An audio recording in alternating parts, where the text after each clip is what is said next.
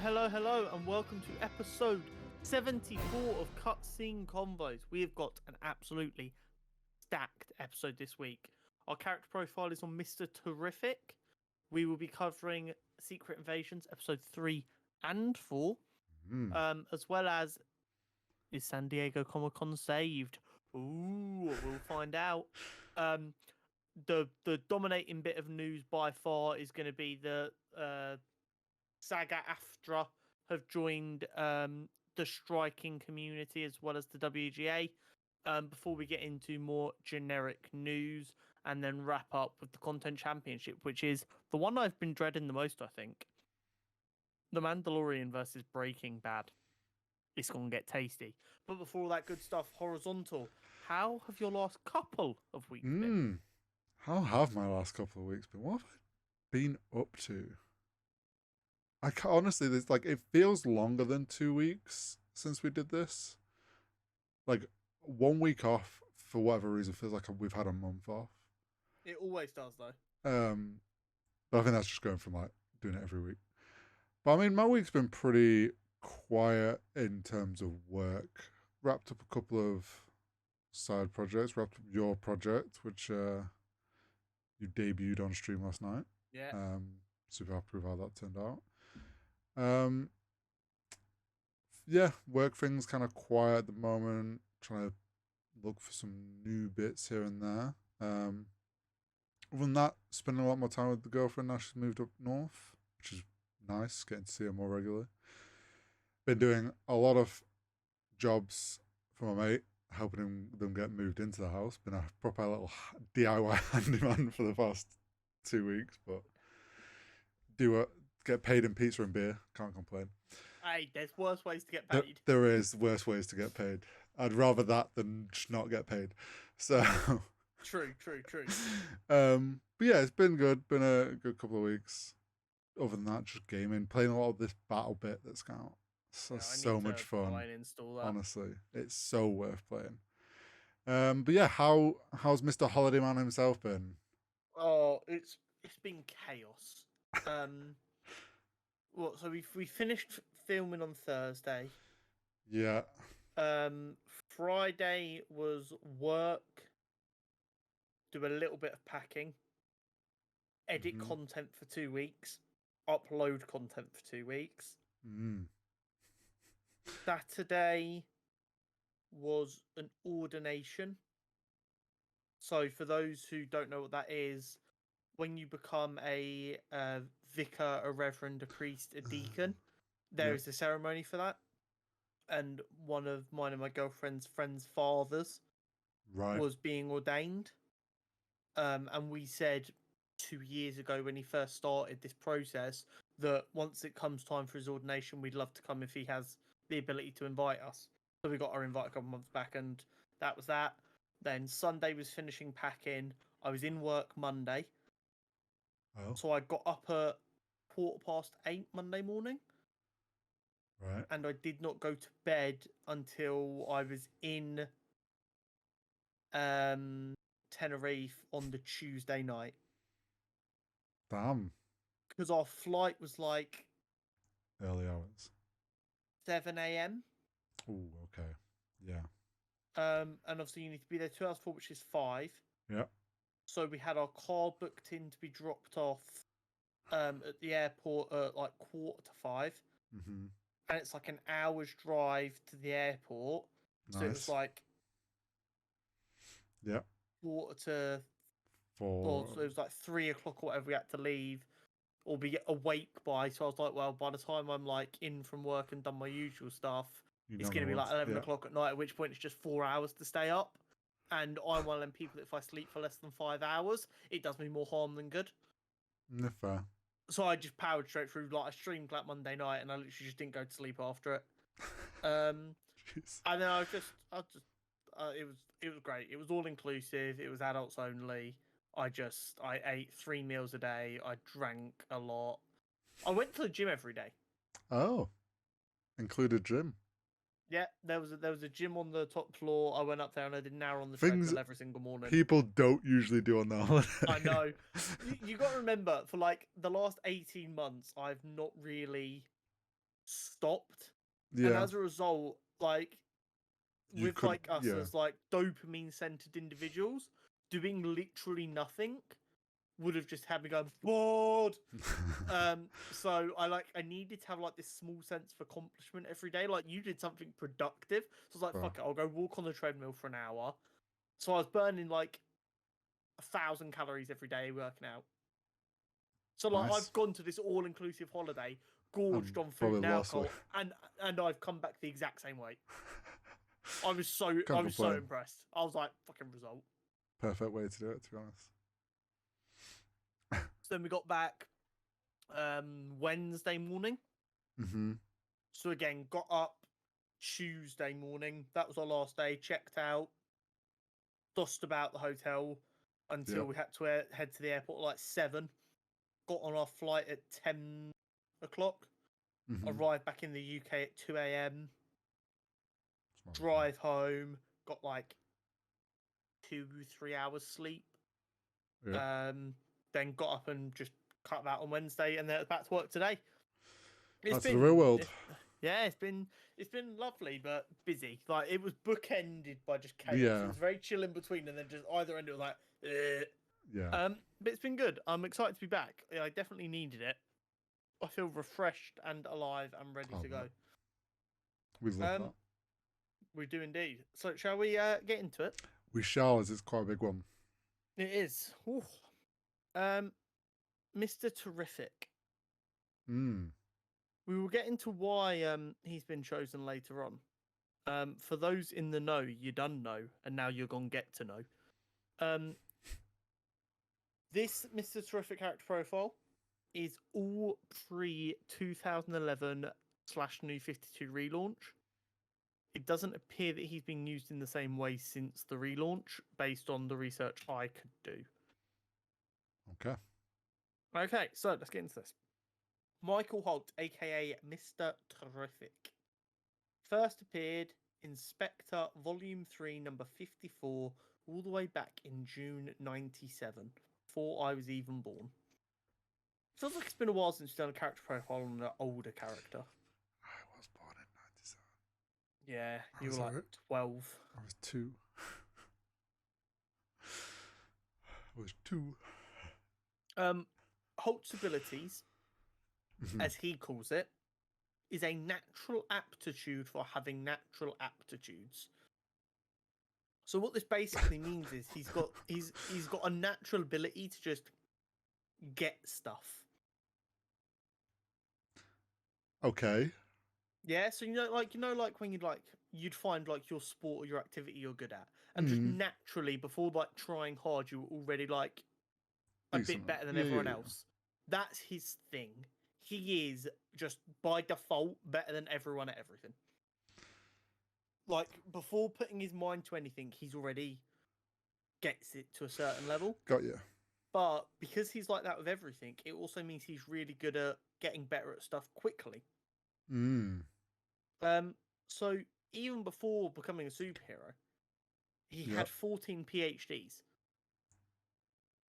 Ranging in subjects like engineering, physics, law, psychology, chemistry, political science, computer science, mathematics.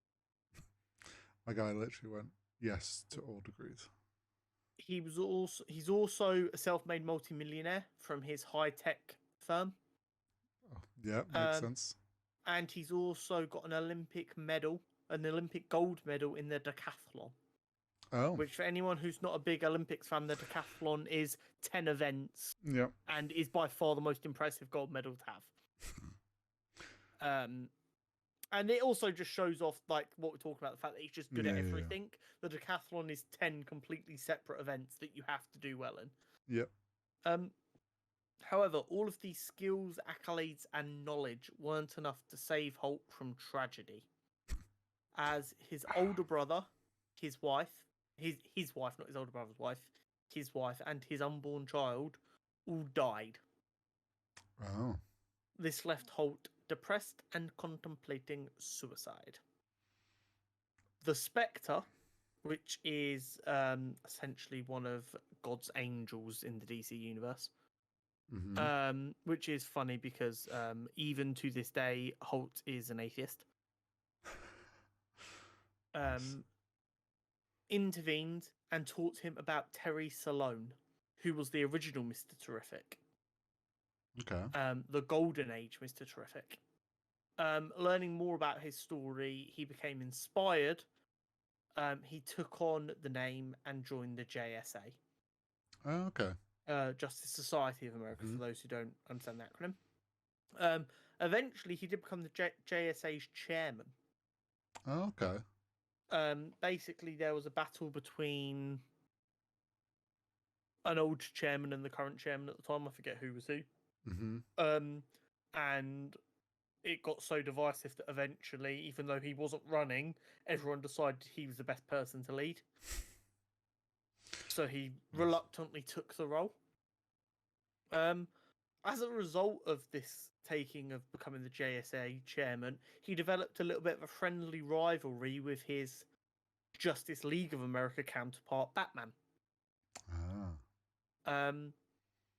Although they have a mutual respect, there is definitely a friendly rivalry there.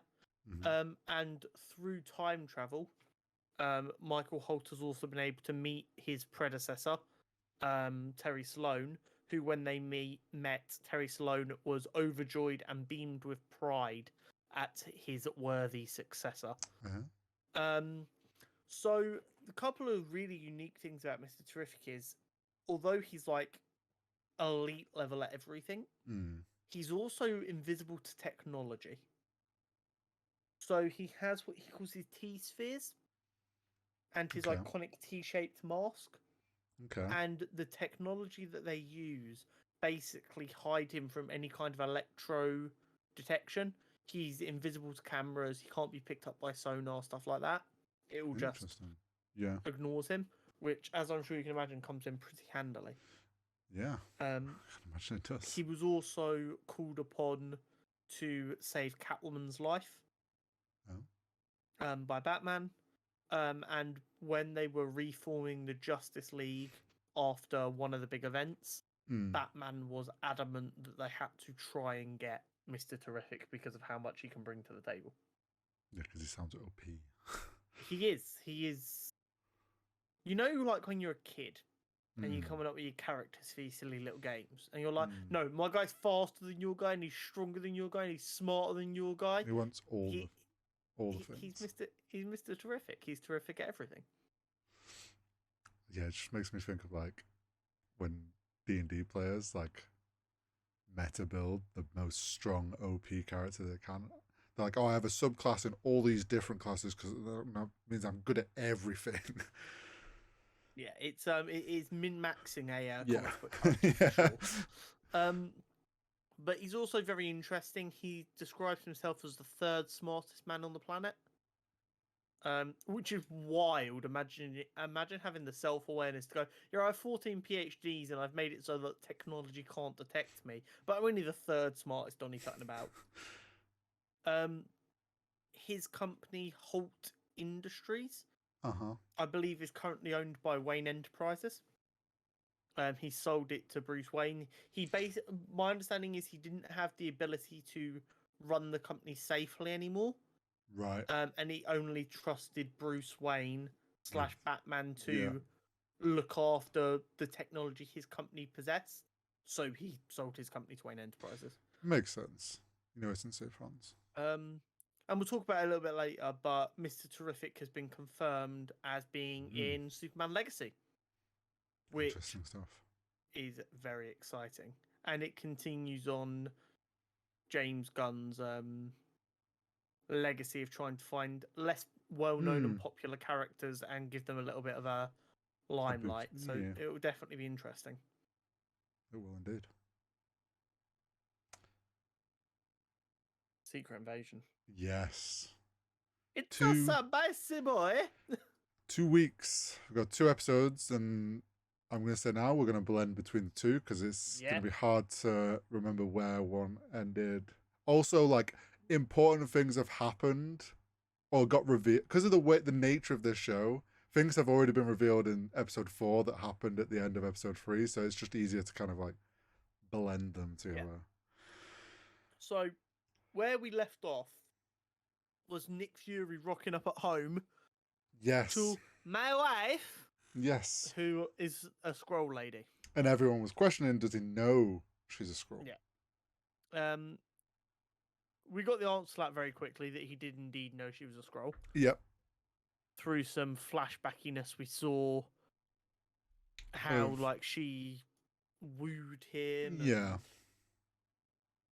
It's crazy, man. There's just so much going on. We knew after episode 2 that they were working on a Super Skrull system. Mm-hmm. Now, there were arguments on the internet about, is Rhodey a Skrull? Isn't Rhodey a Skrull, after firing Nick Fury and calling him Nick instead of calling him Fury, and it's chaos. So this is where like things are gonna get messy talking about this, because it's 2 episodes and the nature of the show. Like, yeah, the show itself is messy. It was in episode 3, like we talked about, Nick Fury got wooed by the Skrull. Episode 3 makes you believe, oh, this was kind of just like they fell for each other. Obviously she had a human form. Kind of made, you could see like how it could have happened. You're like, yeah. I feel like episode 4 just like that she manipulated the shit out of him. Because the way she describes the fact that like she purposefully picked the visual that she wanted to go for in order to make him let his guard down so she could infiltrate. Like, it all just comes down to like, was it really that was this really true love, or was she just always trying to just scam him? Was she playing the long game? Some of the writing in this show is genuinely some of the best writing we've seen from Marvel. It's been really good. And unfortunately, that seems to be like a hot take that a lot of people disagree with. While I don't want to give it too much time, it seems like people have decided they're going to hate this show. Because to me, at least, it doesn't feel like a lot of people are giving it a fair shake. I think people... do you know what I think's happening? It's the same thing that happened with WandaVision, which was everyone was like, oh, this is weird. This is like, it keeps changing its thing every episode. Like, oh, this is shit. And then now down the line, people are like, oh shit, WandaVision was actually really fucking good. And it's the same with this. Like, people are like, this makes no sense. I'm too confused. Like, people are acting weird. This isn't Nick Fury acting. Like, he's not acting. This isn't the Marvel that I know. Like, yeah. And they're just scrapping it off when it's like, this is precisely the sort of show where like you need to see it through and you will get answers. Like, we've had answers across 2 episodes for things that we were questioning after episode 2. Yeah, 100%. Because bringing up the point of view with like the discussion that happened around Rhodey, I saw a thing that like people were like, oh, Nick Fury says like no one calls him Nick, and that's how in Captain Marvel, so that's how like you knew. And then everyone's like, well, Rhodey called him Nick, so Rhodey's a Skrull. You weren't fully convinced, and I think, well, I know where this comes from. It's because there's other points in films where actors, the characters use Nick. Called him Nick, yeah. The moment I realised that Rhodey was definitely a Skrull was when they broke into your man's house and he kicked the door in and went, no one calls me Nick. I was like, okay, cool, yeah, Rhodey's a Skrull then. Yeah, so there was that. But also, like, do you know what I think? Them choosing to have like the Nick thing be like his tell of like no one calls me Nick is a purposeful thing, because like you did, they know they've used it.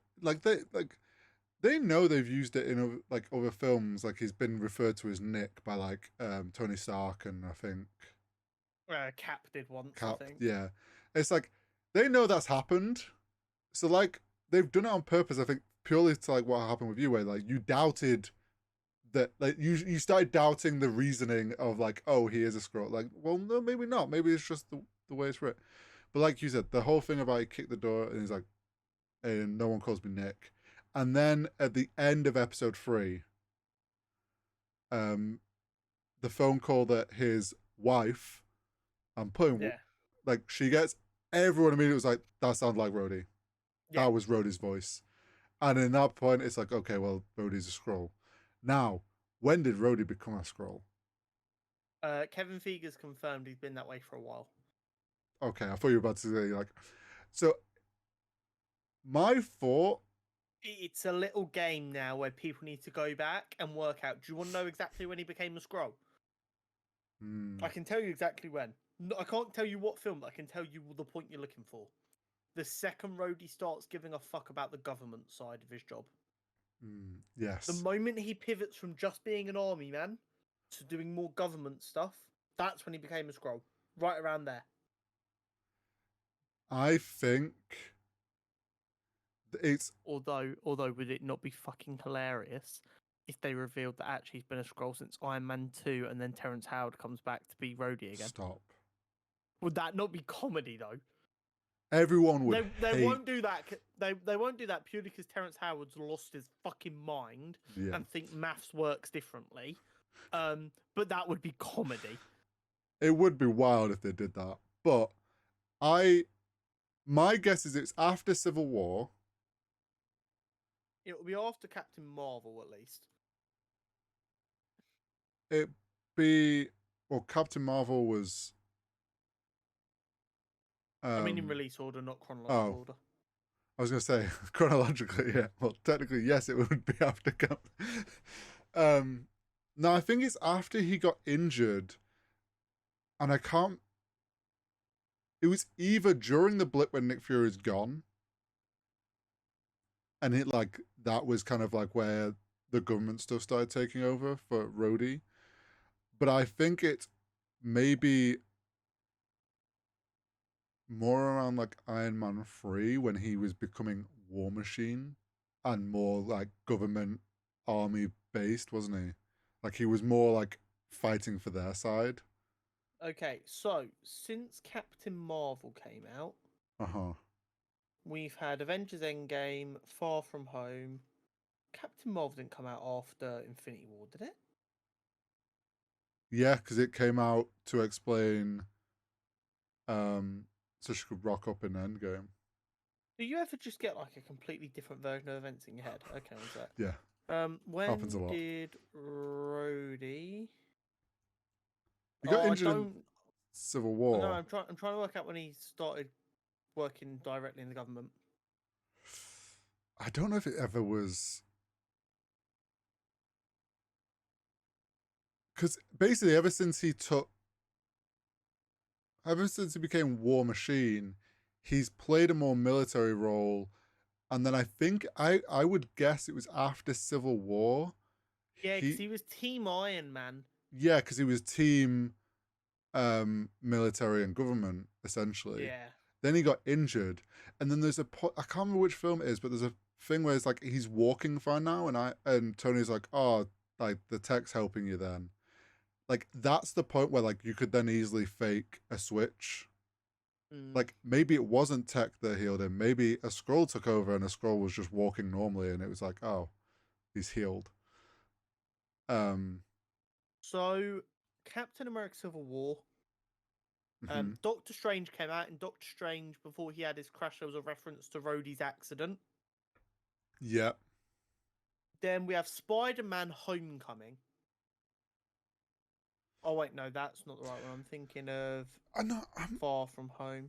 So we know Nick's a Skrull in Far From Home, which is after Endgame. I'm gonna say, did Rhodey get dusted? I don't think he did. No, I think it's happened in the blip. Yeah, once Nick Fury's gone. Nick Fury's gone. So Talos did the call, didn't he? Or he put the call out for more of them to rock up. Gravix was making moves. It was right around then. It's somewhere in the blip where Rhodey's had to step into a more like government-facing superhero position. It is definitely somewhere between Civil War and Infinity War. Civil War is probably the earliest it could have happened. Yeah, I And think Infinity maybe War is the Blip. latest it could have happened. The problem is he doesn't make any appearances between Civil War and Infinity War for us to notice any difference. Yeah, I think Blip timeline, like around then, makes the most sense. But wild that like we people were calling it obviously after episode 2, but there was a bit of unsure like what's going on. And then we've had more revealed in episode 4 now about who is Rhodey. It's some female scroll. Yeah, that was the craziest bit to me. Because like when we saw them in the shower, obviously you can see it's a female. Then they put the towel on. I'm like, oh, who's this gonna be? Yeah. And then it's Rhodey. I'm like, oh, that really has But thrown me off. no, things that I noticed was like the way she'd got out the shower and then like the way that she like wiped the mirror like out of frustration and turned to Rhodey, like wipe it. One, very smart way to hide VFX and transitions. Mm-hmm. 2, it kind of gave the vibe of like they don't want to be Rhodey. No. And it's like begrudgingly having to like still be in this skin that they probably don't want to be in. But I feel like in episode 4 they did a very like they've been very clever with it. Now that we know as the viewer that Rhodey came, like, even though it's same actor, don't you? Like, he did it in a way that like it didn't feel like Rhodey. Like there was something felt off about how they like the persona of how they were being, and it's like it felt like it was still Rhodey, but it did feel different, and it was like similar enough that you're like, oh, I can see why people are falling for this, but different enough that you're there like, oh, you evil fuck. Yeah, you're like, this doesn't feel like how like the way Rhodey would handle things. Then there's like the moment, the bit that's wild to me, right, is at the end, like we're jumping around, but at the end of episode 4 with the whole like convoy, and everything's fucking popping off, like shit's going down, and he's just sat there in the car chilling. Like, surely one of the American, like, Secret Service would be like, excuse me, Colonel, can you put on the War Machine suit and help us out? Like, why is no one questioning the fact that he's just chilling there, just in the car? Unless, like... The real questions. I wonder if, like, the scroll... whether the War Machine suit needs to be... I don't know if them shape-changing won't match their DNA, right? Maybe there's some, like... As far as I know, scrolls can convince DNA scanners. Oh, okay. I was wondering if there's like some way that the Iron Man suit wouldn't work. But I suppose the only logical reason I can give for it would be they're on a political mission. Yeah, so he's not got it. Would another country let a foreign government official bring essentially a WMD into the country? Probably not. No, and if you're trying to scoot under the radar as like, oh, I'm behaving as this person would, Rhodey wouldn't rock up to Britain with the War Machine suit because it sends the wrong message. I think you're right along that, and in the sense of I wonder if, as fake Rhodey has lent more into this political position, maybe it's like he doesn't really get the suit out anymore. No one probably expects him to because he's in a different place now. It's like, oh, if there's a matter, like world-ending matter, like he'll rock it out. But maybe the military probably scared that it might end up in the wrong hands, or like you can't be letting a government official cut about blowing shit up. So they probably keep it well under lock and key. So, but it was just funny seeing him sat there. I'm trying to think what else, but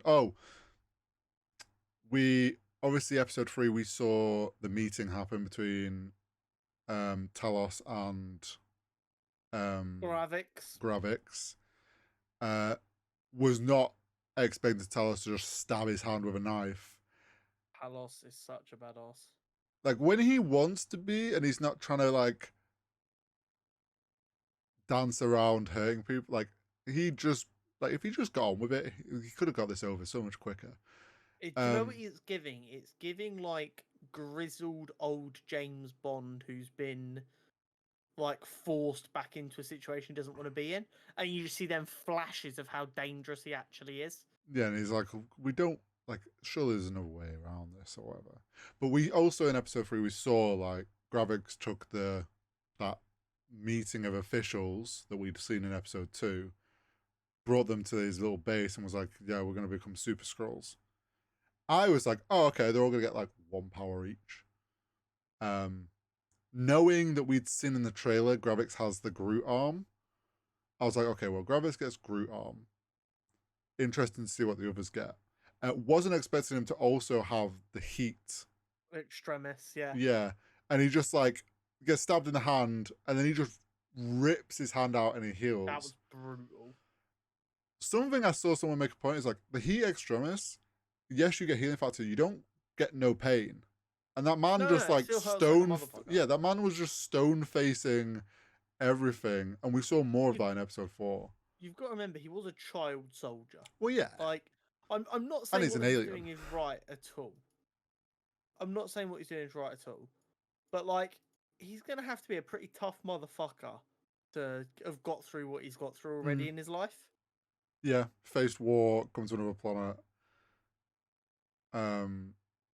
So yeah, it'd be interesting. That mean the fact that he's got the powers makes me believe then all the that little council of scrolls, they must all have them in some capacity. No. No? You think just him? My thought process is everyone gets one apart from him. Well, yeah. Yeah. I'm not thinking they all have multiple, but I mean, is in the sense of like they've all now become Super Scrolls. I'd imagine so. Which is wild because that's about like 5 of them. Yeah. Oh yeah, it's gonna get spicy. Now, episode 3 at the end. Yeah. We obviously Gaia kind of revealed herself as the mole by helping her dad, which that was wild as well. Well, that was really interesting because like when he made the phone call in the car, I was like, okay, this is bait. Don't fall for the bait. Yeah. She fell for the bait, and I was like, oh shit, it's gonna go bad. Then he calls her up to get more information so they can stop the attack. And then she like goes down like, oh, she's definitely gonna get caught doing this. And then she just attacks the guards. I'm like, oh, okay, cool. She's just gonna do that and escape them. We're fine. And then Gravix just cuts her off at the exit. I was like, oh shit. So I saw a thing online after that episode where it was like, someone was like, I don't believe she's dead. There was a period, like, there was enough time where maybe she went and zapped herself.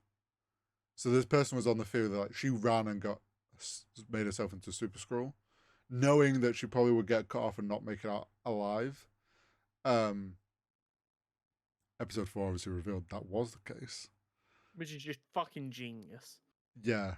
And because I saw some people like, oh, she's just faking it. Like, she turned herself into a Skrull, so he thinks. I don't think that. I think it genuinely was like she died for a moment, but then like the power healed her. I also like I thought it was interesting the fact that she's so like instinctually in that human skin that even when she came back to life, she immediately, without like even a chance to think, her body reverted back into human form.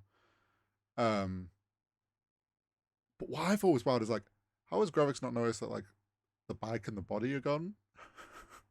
Like, has no one did he not tell anyone to go clear up a body? Did he just leave it there? Yeah.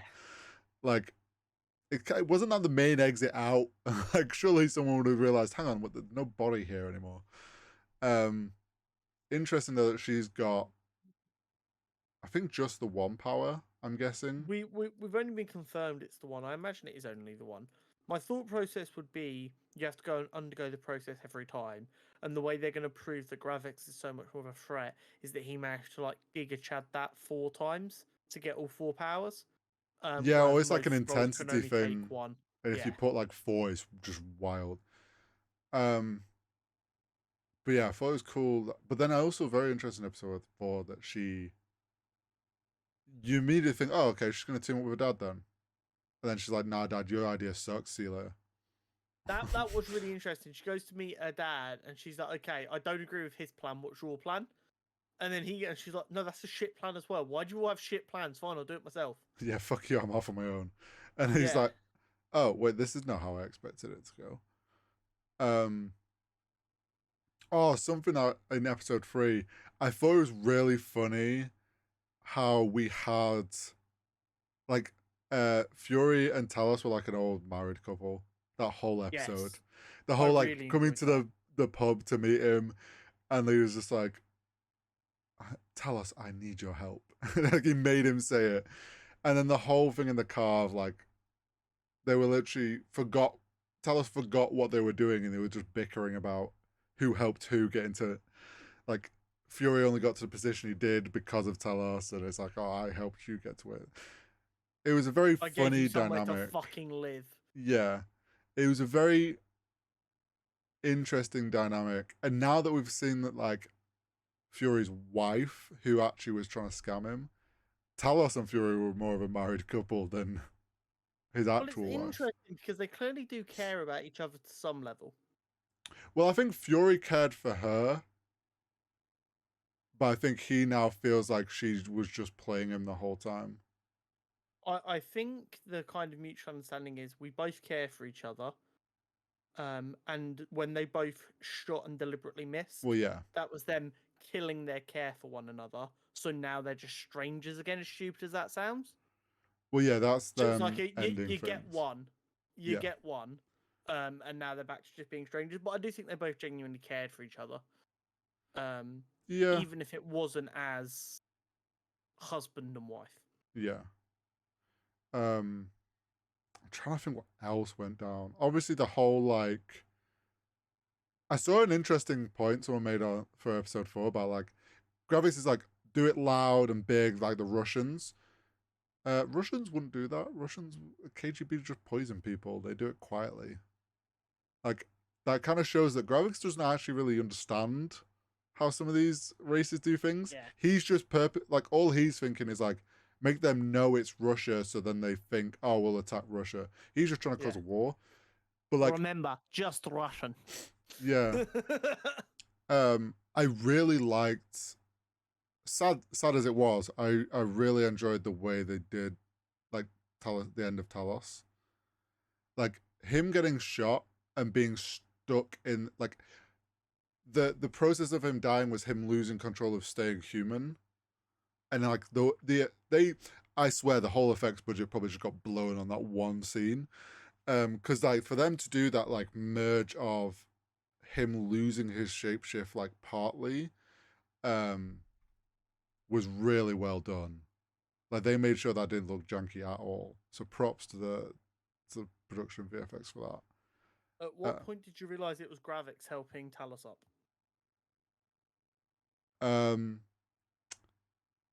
As he was walking him over, I was like, this doesn't feel right. There was a moment before he said, "Let me help you," where there was like silence for like just what felt like a beat too long, and I was like, "Fuck."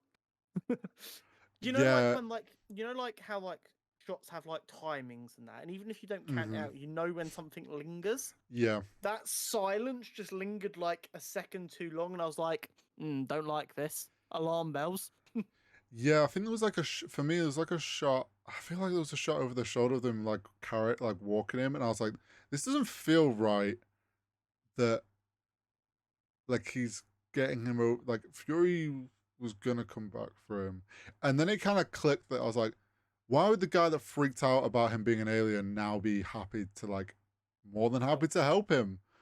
And then yeah, the face shot on Gravix was brutal, and the way that he just, like, healed from it as well. A panic in Fury's face when he saw him heal from that as well. Yeah, like the realization. Gravix could have avoided getting shot. He deliberately let Fury shoot him just so Fury knew what he was dealing with. Oh yeah, he was like, I'm gonna let Fury shoot me, so he knows that, like, shooting me in the face ain't gonna do anything.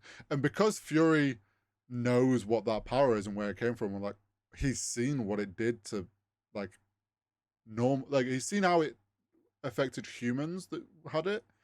His brain would have gone, ah shit, now we've got an alien with that power who's Mm-hmm. stronger and more power. Like, this ain't good. Like, all that clicking of like, oh fuck, they've leveled up. Um, Mm-hmm. it felt so sad that he had to leave Talos's body. You can tell he was debating it because he really did not want to leave his best friend's body behind like that, Yeah, which added so much to the brutality of the scene. it was such a tough like, and then it just ended, and I'm like, what? I think next episode is the suit up scene, like Fury's suit up scene. He has lost. He's lost his two close allies that we started with. Hill's gone. Also, the thing that he knows Rhodey's a Skrull. He's gone to see him. The whole like playing the whiskey is just him double checking things. Like that isn't Yeah. his favorite drink. Um, he's getting hit like, and then he jokes about nanotech, but there is actually nanotech in it. Um, Yeah. the that whole like kind of scene of him like testing him out.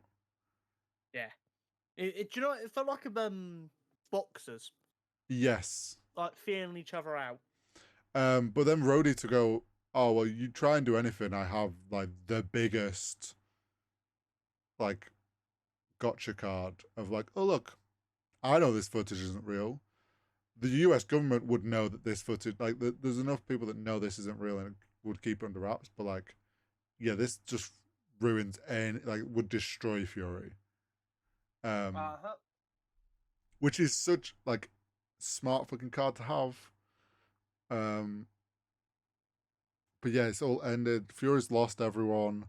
Obviously, he's gonna get help off Gaia, but I think there's gonna be a bit of like, she's gonna be upset her dad's dead. But also, just be like, well, this was his stupid plan, didn't work. She's gonna go scorched earth, and Fury's gonna have to rein her in. I think you're right. I think he's gonna like she's gonna be the best chance of beating Garrett Gravix because she's Super Scroll now. Um, but then yeah, she's gonna go too far, and he's gonna have to try and rein her in. Yeah, Otherwise, that's exactly that. the government and the world's just gonna see all scrolls as this threat. Um, but yeah, I think we Gonna get get this suit up. spicy. I think we get the suit up soon. Um, it's gonna be interesting to see how he reveals, and if we get at the end like the real Rhodey back Well, we can only assume that in that room we've seen a couple of times with with all everyone the on the machines that pods. Rhodey's in there somewhere. Yeah, I would. But yeah, the big thing is going to be finding out just how long Rhodey's been out. Does this Rhodey know that Tony's dead? Oh shit! I didn't even think of that. Oh, that's brutal. If oh. What if? I want. I don't think we're gonna get this. There's not enough. There's only 2 episodes left, right? Yes. 6. So I think we're gonna get right at the end. Real Rhodey's like freed, and it'll be revealed like how long it's been. Like, what was the last thing he remembers? And everyone's gonna be like, "Holy shit!" But I don't think I'd like like a moment of like Rhodey goes back to his office, or whatever, and he has like a video from Tony that fake Rhodey never gave a shit about, but like he watches it as like his final, like Tony's final words to Rhodey or something, and that's our way of getting RDJ back just for a moment as Tony Stark. But I don't think we'll get that. I love it, but I don't think we will. It's gonna be interesting though to see how this, because right, the theory like this has got to wrap up with Gravix getting stopped. One would think. Um, so we got 2 episodes to do that in. The pacing's been good so far. It But has. I am slightly concerned that 2 episodes isn't enough to wrap it up, though. I think next episode will be Suit Up from Fury. There's going to be a big clash or big reveal of like scrolls are here. And some of those like ones in official positions will get like made. And then I think it'll only be in the last episode that like the clash between Gravix and Fury happens. Yeah. We know Fury is in the Marvels. Yes. I'm still not convinced that Fury survives this, though. Have you seen the theory that there might be 2 Furies? Or even in this show. Yeah. Oh. There's a theory that one of the Furies we've been seeing is Talos' wife, and she never actually died. And she's been helping Fury like personally. Interesting. Because there's a few times of like how Fury and Talos have interacted is almost like a husband and wife interacting. I think it's a far-fetched theory, but it could explain these kind of like 2 sides we've been seeing of Fury a little bit. You know what else I will say quickly, completely irrelevant to the story? Go on. The de-aging of Samuel L. Jackson for these scenes in the past has been phenomenal. Yes. There was the one in this episode 4 where they were in that restaurant. What, in 2012? Yeah, it was meant to be like New York. I felt was a little. There was. I don't know what it was about it. Maybe it was just the lighting and the way the scene was. Something kind of made it feel. It definitely like it looked good and he looked de-aged, but it kind of didn't match with like maybe it's just my memory of what he looked like in the 2012 like in Avengers was. Maybe that's just off. But like in my head, I was like, I don't quite look like what I remember 2012 Samuel Jackson looking like. But then maybe that was just me. I didn't notice anything like that personally, but I mean, it doesn't mean that it wasn't there. It might have just been like very small little details. But no, overall, like their de-aging has been great. They've done a really good job with that. It doesn't surprise me though. They've got all that deep fake stuff from Lucasfilms. I mean, it looked good in Captain Marvel when they did it as well. Yeah, true. It did. So it's going to be an interesting one for sure to see how this wraps up. It is. I still think there's going to be another big twist of someone. Yeah, I think there's something that's not even on our radar that's going to end up blowing our minds. Yeah, I agree. Right. San Diego Comic-Con. Yes. Was looking pretty dire at one point. It was looking quite concerning because some of the big boys weren't rocking up to play. Mm-hmm. We hoped that maybe DC would be there, but unfortunately James Gunn said that they won't. But probably next year, he did say. Yeah. So we're relying we've on got other some things. stuff. Yeah, there's some good stuff still. With the news that's come out today, this could all change again now. It could actually. That's a good point. So stuff that's been confirmed as of now for San Diego Comic-Con. A panel on Gen V, which is the New Boys spin-off, being done by Prime, which is about the super university that Vought run for their new heroes. Sounds cool. Maybe I'll watch that. Fucking headbutt you. Invincible. They've got a panel. Amongst things confirmed for this panel are season 2 discussions. Poggers! Did you watch season 1 of that? I'm gonna headbutt you. You do need to watch season 1 of that. I have a long watch list. Yeah, you really do, because season 1 of that is peak superhero content. I have heard very good things about season 1. It is phenomenal.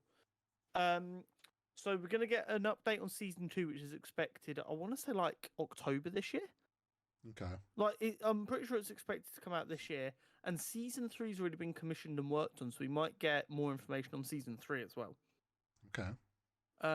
There's been rumors for a long time that they're also working on a video game, and apparently we can be expecting an update on that at San Diego Comic-Con, as well as I believe it's a 20-year celebration for Invincible. Okay. So apparently they might be announcing some stuff to do with the 20th anniversary. Very cool. Which is pretty poggers. What I will say is, while we're talking about it, some people have been quite concerned because apparently, well, not apparently, the news has broken that season 2 of Invincible is going to deal with the multiverse. Okay. It's the way they do the multiverse in Invincible isn't the way everyone has done the multiverse in live action so far, with it just being fan service. Got you. There is a real proper story that goes ahead with it. They aren't just jumping on the multiverse bandwagon. They just happen to have collided with it. But although I haven't got that far in the comics yet, all I've heard is the way they handle the multiverse is very, very well thought out and done, and it actually serves a purpose. Okay. Interesting. So that's probably what I'm most excited for out of all this stuff. Yeah. Something called Talk to Me. I don't know what that's about. I don't know who that's attached to. I don't know where that's for. I know nothing about that. So it'll be interesting to see if that's something we'll end up covering, or if that's something that we'll never talk about ever again. Rick and Morty. Now this is going to be interesting. So New voice actor. Justin Roiland has left all of his stuff. Yeah. He has since been acquitted, not charged with anything. But he's not come back to work on any of his productions.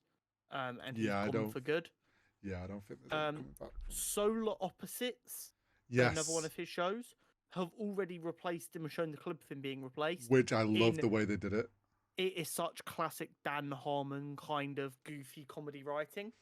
It's just like, we're just going to be right on the nose of it and not try and dance around this change of a voice.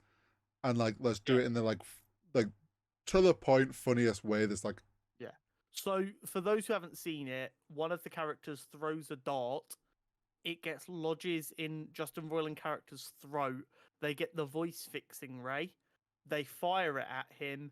It was miscalibrated, so now it's not just like someone doing an imitation of Justin Roiland. No. It's like a British actor with a very British voice. It's just a completely different voice.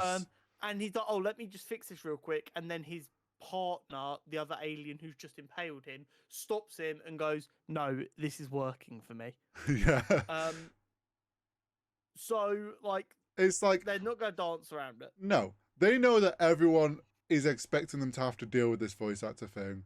It's like the biggest problem is just how many voices Justin Roiland did for Rick and Morty.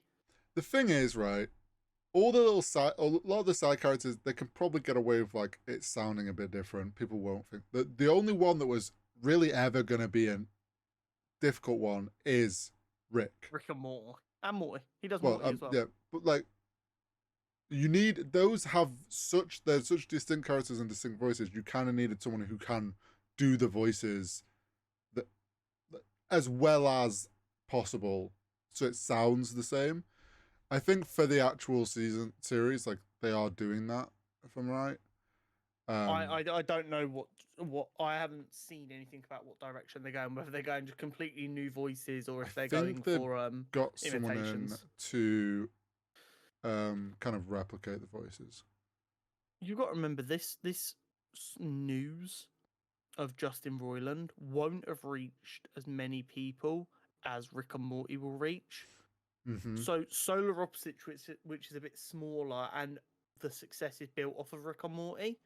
That's going to be more people who know about the drama, so they're like, "Oh, that's cool." And the ones that don't won't think twice about it. Yeah, Rick and Morty, as long as it's close enough, most fans won't give a fuck. No, they won't even notice that Justin Roiland isn't working on it anymore. Yeah. It'll definitely be interesting to see though. Next up, Spider-Man 2. Yes. I don't know what more there is to show, but I will be there. I imagine it will be maybe more game details on what other characters there are knocking about. Maybe, I would not be surprised. maybe they'll show a little bit more gameplay. Yeah. But I will be there. Mm-hmm. No matter what, I will be I'm there. sure I am. it'll be good. I am in the process of procuring a PlayStation 5 so that I can play it on release because I'm not missing another Spider-Man game on release. I will not be doing that. Understand. So that's on the procurement list as of right now. Very excited. Twisted Metal. I recognise the name, but I don't know what it is per se. Is it an anime? No. So Twisted Metal was a game years ago, and there's a trailer for this. Who? It's like a 3 comic. days ago. Oh, it's the new thing with Anthony Mackie for Peacock. Got you. There's a post-apocalyptic world. He's like a runner between settlements, and he has to deal with loads of shit. Yeah, I'm pretty sure Twisted Metal was a game. Yes, it was. And it was like a brutal car, like you just smash through stuff. I never played it. I knew of it. The trailer that I saw, very Looks cheesy. Like post-apocalyptic Fast and Furious. Yeah. Am I wrong? But like I don't know if it's the actual trailer. It was just a clip. But it's like Anthony Mackie fighting this clown dude. Yeah, and it's like the bit that went viral. Like very cheesy, and I worry maybe too like 2000s cheesy, and it's not quite gonna hit very well. I don't know. It's one of those where I'm not so sure. It could be really cheesy and really funny, and it just works. But then it might have the issue of like it leans too heavily into like trying to be cheesy video gamey, like, and it doesn't come across well. That is a concern for sure. So we'll see about that. See what they have to show. Probably a new trailer, I would imagine. Yeah. Good Burger 2. Again, zero clue what that is. No idea what that is. Let's see if we can have a little Google here and find anything. Good Burger. 1997 film. Okay, so Good Burger 2 is a new film coming out. Good Burger's fucking Keenan and Kel. Yeah, I've just seen the picture and I'm like, oh, that's where that's from. A film called Good Burger. Do you know what's funny? Okay, cool. That is an absolute cash grab that doesn't need to happen. I instantly recognized the image of them in their work outfits in that film. Yeah. And I'm like, oh, I had no idea that film was called Good Burger. Yeah. Okay, cool. So that literally just has no reason to ever exist. Cool. Moving on. The Continental. I assume that's based on the hotel from the John Wick films? I think it is, yes. I assume it's a TV show set in that hotel. Yes, I'm pretty sure it's the spin-off. That could be kind of cool. I feel like it's on like Peacock or something. Yes, I believe it is Peacock original. So yeah, that should be cool. Obviously, the John Wick line of films is definitely coming to an end, but they obviously the world that John Wick set in is pretty cool. So I'm not against spin-offs. But they also definitely don't want to let that cash cow die. No, also that, yes. Harley Quinn season 4, the animated show. I've watched the first 2 seasons of that. I've not watched season 3 yet. Very, very funny. Very good. Give me more seasons. Thank you very much. Mm-hmm. I don't think there's much more to say other than that. Yeah. The Walking Dead. Apparently, this is still going. I can only assume this is like spin-off shit. I know there's a couple of spin-off things taking place. Yeah, there is. I think maybe. the main show is actually done. I think there's just 1,000,001 little spin-offs. There is I do know there's a spin-off with Negan, the character Negan. Yeah, I mean. So yeah. Just let it end.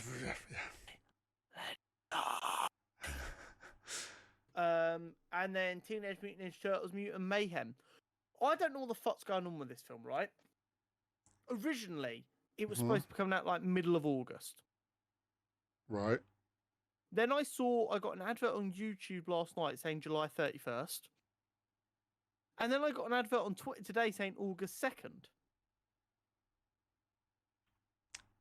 Maybe when is this film coming out? I don't fucking know.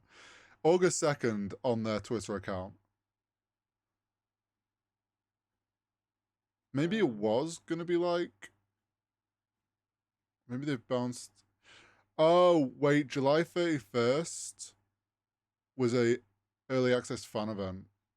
Is something I'm seeing. Yeah. Maybe that's Why what was I you getting saw. an advert with that date on it though? Maybe they're trying to get people to buy tickets to it. Do they want me? Maybe. Okay, so it's being released on August 4th in the UK. Okay. Well, So not even August 2nd, which is what I saw today. that's the US then. So what's that? When is that? What do I feel like? Oh, that's a Friday. That makes sense. So we've got that coming up soon, which is exciting. So there's some good bits that are scheduled to happen at San Diego Yes. Comic-Con. The big problem, as of literally today, is, and it's going to be our next talking point, but I'll just add a little bit of context here. So the SAG-AFTRA, or the Screen Actors Guild, I don't know what the second part of the acronym stands for, are striking. Partially in support of the writers, but also they have some of their own issues that aren't being dealt with. And they were willing to keep negotiating, but having seen how the writers are being treated, they weren't confident they could trust the studios, so they're striking. So this is like the first time since 1960 they're all striking at the same time. So as a result of that, they're not allowed to do any press junkets, filmings, screen tests, anything. They're not allowed to touch a damn thing. They're not even allowed to act in front of a mirror.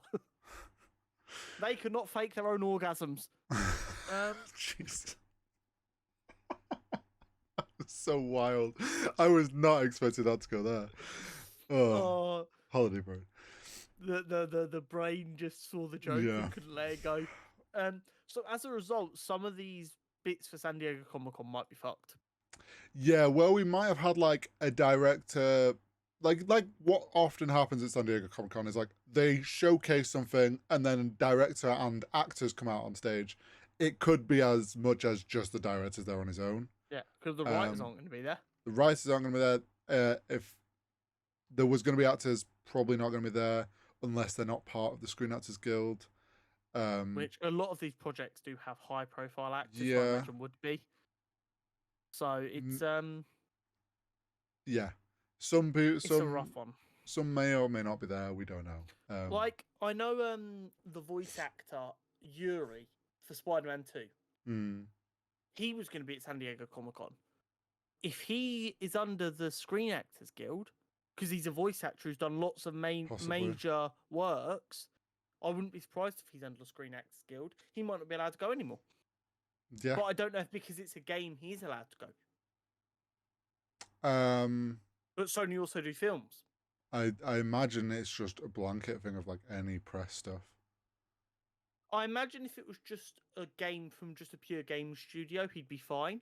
But the fact that Sony do films as well, and it's a Spider-Man game, like it's techie. Yeah. So like San Diego Comic-Con was saved, but it now could be destroyed again. Yeah, and maybe Marvel and DC have dodged a bullet. Maybe. But you know what? Something like final touching thing, like we mentioned at the beginning, James Gunn said that they're not there this year, but probably will be next year with DCU. We were worried that like maybe Marvel going forward wouldn't rock up to these San Diego Comic-Cons anymore. And like maybe they're going to start keeping everything for D23.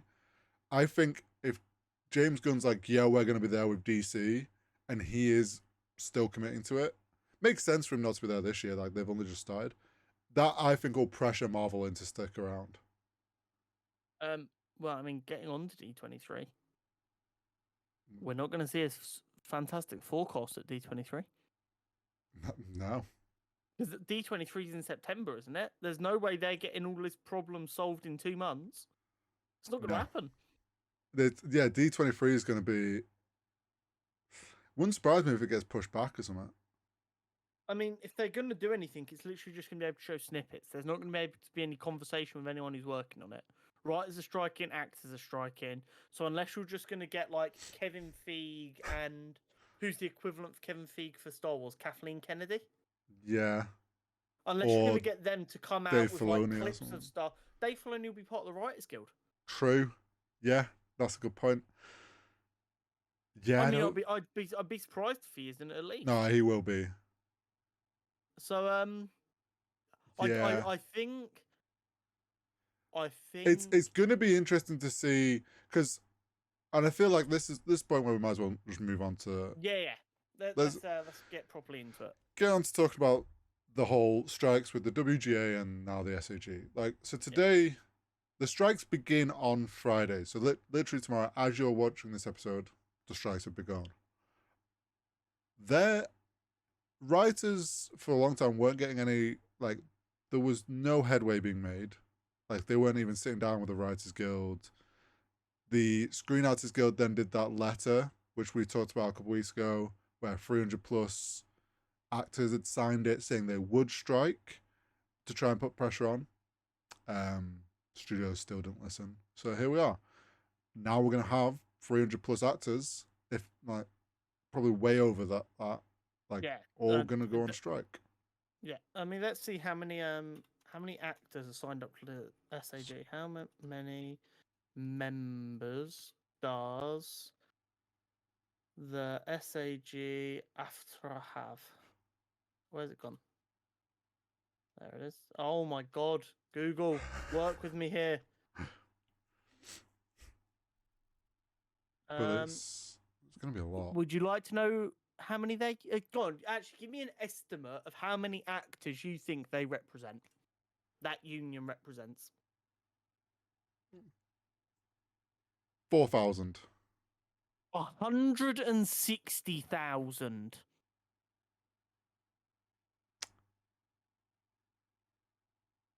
Okay. Okay. Okay. Yeah. This is huge. Like... There will be, because you've got to remember, this isn't, when you think of actors, you're going to think of your A-listers. Yeah. This is bigger than that. And it's going to be like theatre and everything. There are going to be theatre shows that aren't going to be happening. There are going to be commercials for local TV networks that can't even happen. Yeah. You will, in 2 or 3 months' time, you are going to see adverts you've not seen for 10 years come back into circulation because they can't do a new advert and they need it's time to change. Do you know what's going to happen with adverts? There'll be no celebrity in an advert or like unknown. We're going to get a wave of influencers put into adverts because that's the only people they can get to do it. And influencers are like, wait, you want me in an advert? Yeah. And we're going to get a bunch of cheesy adverts with like influencers from TikTok and stuff. Yeah. Not looking forward to that. Okay, so yeah, 100,000 plus actors. Like, obviously, just because the guild is striking doesn't necessarily mean that everyone has to choose to strike. I believe it does for this union. Is it? Oh, okay.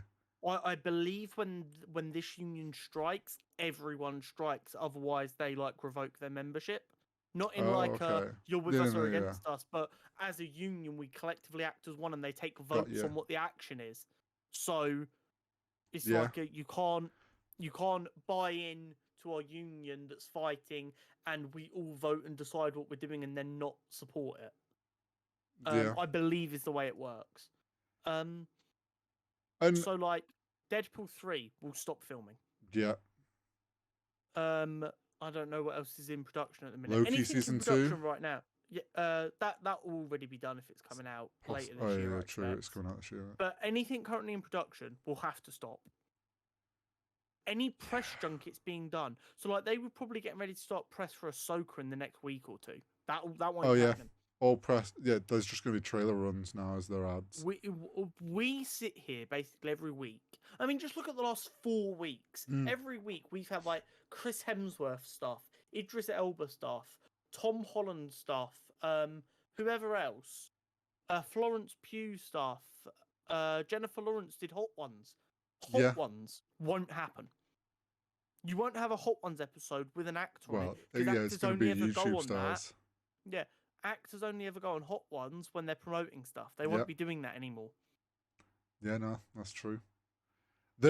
And this is the thing to note about for like the people that don't understand. Like, maybe you get why the writers are striking because they're not being paid great, but then you're thinking like, oh, why is Ryan Reynolds and stuff striking? They're paid loads. Like, this isn't necessarily, like, as we just said, the Screen Actors Guild represents over 100,000 actors and actresses. Yeah. Like, this isn't about the top 2% of who are making like their money and they're fine. They're striking on behalf of like the ones that are new actors just coming out of like school, have gotten into the Screen Actors Guild. They've maybe done one or two commercials and stuff, but they're struggling to like make money. This is literally about making sure that there's a fair baseline that everyone enters into on, and there's none of this like you're new, you're going to get absolutely taken a run for because you haven't got anything under your belt, so you're not worth anything. It's to stop stuff like that. What Matt Damon said is Yes. we got to hold strong until we get a deal that's fair for working actors. It's the difference between having healthcare and not for a lot of actors. Because you've got to remember, by being part of the union, by doing X amount of gigs, they've then got health insurance provided by the union, which is actually a bit in Friends when Joey gets a hernia. Yes. He's got a hernia and he has to go and get an acting job while he's got his hernia so that his health insurance renews so that he can get his hernia treated. Yep. When that is a butt of a joke 20 years ago, it shouldn't still be happening. Exactly. It shouldn't still be a worry. And that is the kind of thing that could genuinely be happening for some actors, where they're ill, beaten to fuck, and they have to go and get a job just so they can get their health insurance. So this is big, but this isn't just like film actors. This is TV as well. Yeah. If there is 2 months, 3 months, 4 months of no production because there's no writers and no actors, in a year's time, what do you think happens to TV? Well, any like US rolling like soap or any like TV series that's like on a rolling series thing that are filmed literally like a month before like those episodes are like filmed like a month within it coming out and stuff like that. Those shows are going to grind to a halt. When are the Emmys? I know nominations came out today. Was it not literally the other? No, the nominations have been announced today. September 18th. I'm not sure if the actors will be able to attend that. They probably won't be able to. So that's going to be a pretty empty. Do you know what? Can't have empty seats. There's just going to be a load of fake staff sat in the tables to make it look full. I genuinely don't know if because of the strike they'll. Probably not, because it's classed as like, it's like a press thing essentially. It's like a red carpet event. It's like any of that stuff. Will SAG strike affect Emmys? Affect Emmy awards? Quite possibly. And if it does, it's also likely to impact the Emmys, yeah. Because they're going to be there representing the project they've worked on. They're not allowed. It's doing press for the project, essentially. Oh my. So the Emmys might get just cancelled as an event, and they just announce the winners. I know we probably pay more attention to this than the average person. Yeah, but I don't even think we fully understand the scope of how much. Do you know something else I'm thinking? We sort of mentioned it with Spider-Man 2, but like, there could be a lot of video games that have issues now. Video games that are in development might get delayed. Like, for example, Cyberpunk that's coming out. Obviously, this is already done, but the Cyberpunk's coming out. It's got Idris Elba. It's got Keanu Reeves. Had this been in production, they might not have been able to do voice acting and stuff. Like, stuff would have got like things where these games now, which are leaning into having like bigger name actors and their likeness in games and their voice acting, all those sort of things are going to like grind to a halt because they can't record. Okay, 1 second. So back in 2017, there was another SAG strike in relation to video game company stuff. Right. So that might not be affected.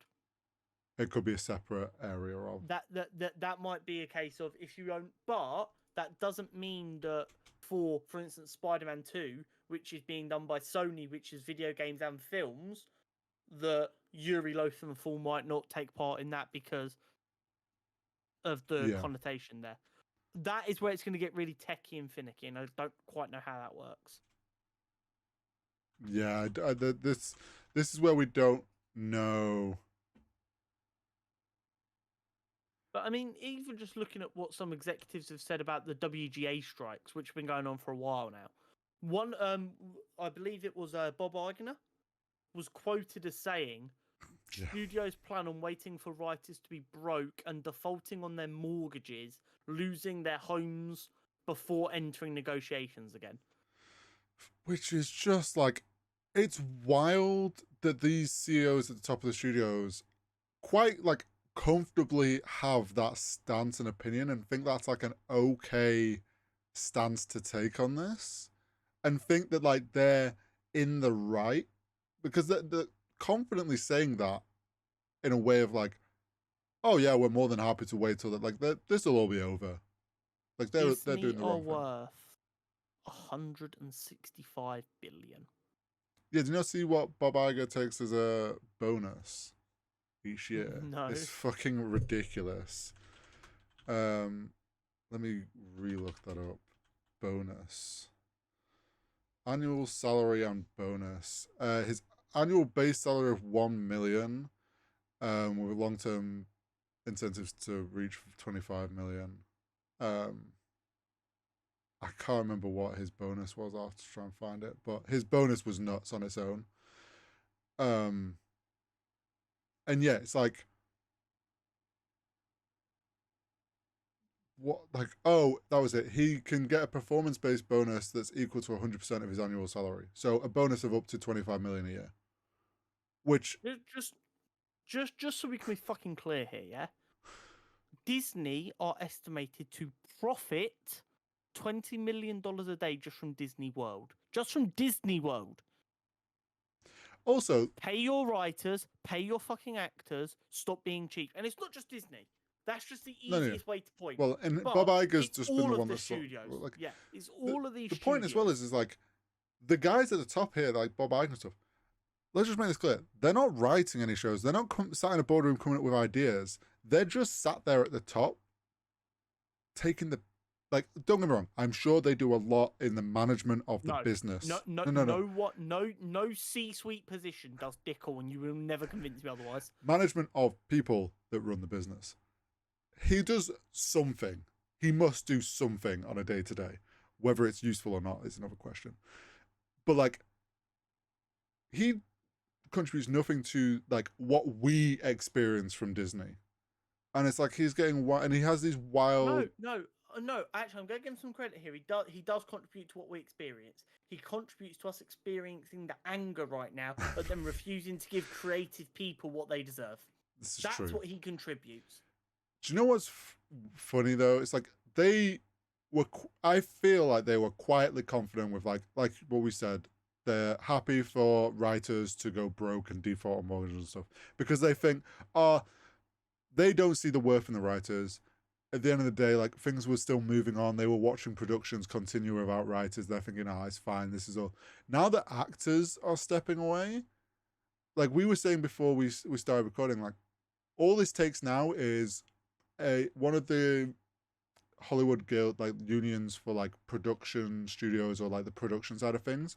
If they join in as well, every single film, TV will like grind to a halt. And it's just like, at that point, they have to listen. Otherwise, like their businesses just stop, like their business just stops. And it's like, no, like at the end of the day, that's when the money will talk. And it's like, they're going to realize, well, shit, we've got to do something because we can't have all these productions on standstill. So to just put in perspective how fucked over actors are getting by studios and streaming services as well as writers, yeah? Mm-hmm. Several actors say Netflix CEO Ted Sarandos boasted at a party about how many more people watched Orange is the New Black than Game of Thrones. Game of fucking Thrones. He was boasting that more people watching Orange is the New Black. This made one cast question why their residual pay was so low. I only get $20. Yeah. Their residual check was $20, while the CEO is boasting that their show is being watched more than Game of motherfucking Thrones, which was at the time the biggest show that has ever existed. So here's the thing with like the issue that Netflix is causing. when shows would get put on TV and if they would get rerun, every rerun or anything would get, there was a set baseline price that TV had to pay, and these writers will get a decent enough. Obviously, now this is like probably below what they would want, but like they were getting decent enough checks from TV and stuff like that, from reruns or anything like that, because TV has to pay a certain fee. Streaming doesn't include in that, and it's like streaming, it's like you get a residual, like tiny amount for every watch, and it's like doesn't matter how long it's on a streaming site for. Doesn't these writers get fuck all. Like once it goes onto streaming, like they're basically getting pennies in the wind. Like there's nothing there for them, and it's causing this bigger issue, especially because like something we talked about weeks ago, a couple of weeks back now, and we'll probably go on to the news again. Is like the amount of films going straight to digital, the amount of show, like everything's going streaming, and it's like it is killing cinema. And the other big thing that I found out today as well is that a lot of these projects that are getting cancelled last minute, like Batwoman, are just to make tax cuts. So they get a tax rebate or whatever after spending the money on the project and it making no money. So if they last minute think this is not going to make any money, yeah, just scrap it. TV show, whatever, they'll scrap it, and the tax that break they get ends up being worth more than if they'd released it. Plus, they don't have to pay any residuals ever. But also, you're seeing stuff get taken off of streaming services, which is reducing residuals even further. Yeah. So one writer wrote an episode for a show on Disney Plus. I don't know what show it was. That's got them nominated for Emmys. Mm-hmm. And that episode has now been taken off of Disney Plus. So that writer can't even watch that episode or get money from that episode ever again. But it got Disney and Emmy nomination. It's wild. There's stuff that came out on Disney that has been on there for only a few months and it's getting scrapped off this. It's like it's wild. And Let hopefully creatives be creative. Hopefully with the Screen Actors Guild stepping in as well and striking, hopefully that brings a big enough kind of spotlight now onto everything and puts way more pressure that these studios finally fucking listen. And the next thing we need to do is make it so that studios stop bending over cinemas as well. Yeah. Because let's be completely clear here. What they've tried to do is they've realised how much more of a percentage they make for streaming stuff. Mm-hmm. Because they don't have to pay actors or writers fair residuals for it. Mm-hmm. So then what do? They go, okay, so they're getting a better percentage from theatre. Because, we found out from Scarlett Johansson a couple of years ago, they were getting massive, massive bonuses based on cinema numbers and nothing based on streaming numbers. So then they were rushing it to streaming so people didn't go to the cinema. So you make more money from streaming, make nothing from cinema, and then you don't have to pay the actors their bonuses, which is where most of their money is hidden. Yeah. So now they're trying to kill theaters, so streaming's all that's left without giving these people new deals that give them better residuals, so they can make even more money and just make that. And this is not the difference between Disney going bust or not. No. Let's be completely clear here. This isn't Disney like fighting for survival. This is Disney just trying to eke every penny they can out of all of the hard-working people who work on these productions. It's like every big business where CEOs are getting multi-million-dollar salaries. It's all about profit margin. They're all trying to eke as much profit out so they can raise their own salary and still be going to the board and going, look, we're still making profit. By the way, I've taken a 200% pay increase this year. But I've still made us profit. Go on. There is no reason for any company to make profit.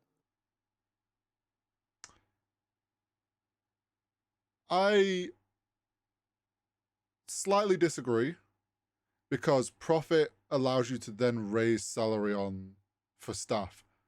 It stops being profit then. Well, it just becomes operating cost for the next year. No, but you need profit that gets paid out to shareholders who do. Well, yeah, there needs to be a certain. I think there should be certain profit because then it allows you to have a period of time where you can figure out like, okay, wages go up or we scale. What I think there needs to be any quote unquote profit in the way you're talking, in my head, just becomes operating costs for the foreseeable. I mean, there should be no money that can be taken out of the company to be given to people who 100 years ago put $100 into the company. Well, here's the issue: if you do like the no profit thing, they'll just shove it into the CEO. There needs to be, I think there should, like all businesses, at the end of the day, there should be a top end cap on what salary someone can earn from one business. Whether those CEOs want to work around it and go like, oh, I'm a CEO for 5 businesses, so I can get my salary that I want, fine. But like a single like registered business should have a maximum salary that they can provide, which would then a maximum like dividends payout. That needs to be a thing, because then it forces them to have to put their money back into their own businesses. I cannot wait for like 10 years time when we're making money from this, for this clip to resurface and everyone be like, show us your tax returns. I will, and I'll go, I'm not even making enough to be taxed yet, mate. It's like we made 6 pence last year, don't worry, we're not screwing anyone over. It's fine, because if we start making big money off this, then we'll pick up all these shows that Netflix scraps that we love. We'll just make our own streaming platform that makes literally 0 pence. We'll register it as a charity, because every penny we make just goes straight to infrastructure and whoever we're getting the content from. Don't give a fuck. I'm sick of it. Stop letting rich arseholes become richer arseholier people. We're only here because of the creatives. Let's be completely honest. Yeah. We're not here because we love Disney. We're here because we love what these actors and writers, the shows. Yeah, and the content that's been put together, coming all the way from the page of a comic book to a boardroom to a fucking set with Robert Downey Jr. saying, I am Iron Man. Yeah, that's why we're here. Not because Bob Iger sat in his office wanking 24/7 because there's dick all else part of his job to do while raking in 25 million. I mean, I'm sick of it. And if you're doubting us, just go back and look at how often we've slated Marvel, Disney, DC, Warner Brothers, like all at Sony. We give them shit on the daily for their mistakes and their bad decisions. But when the actual content and the writers and the people like Dave Filoni, who's like just rejuvenated Star Wars, like we give them props where props is due, because that's the shit we actually care about.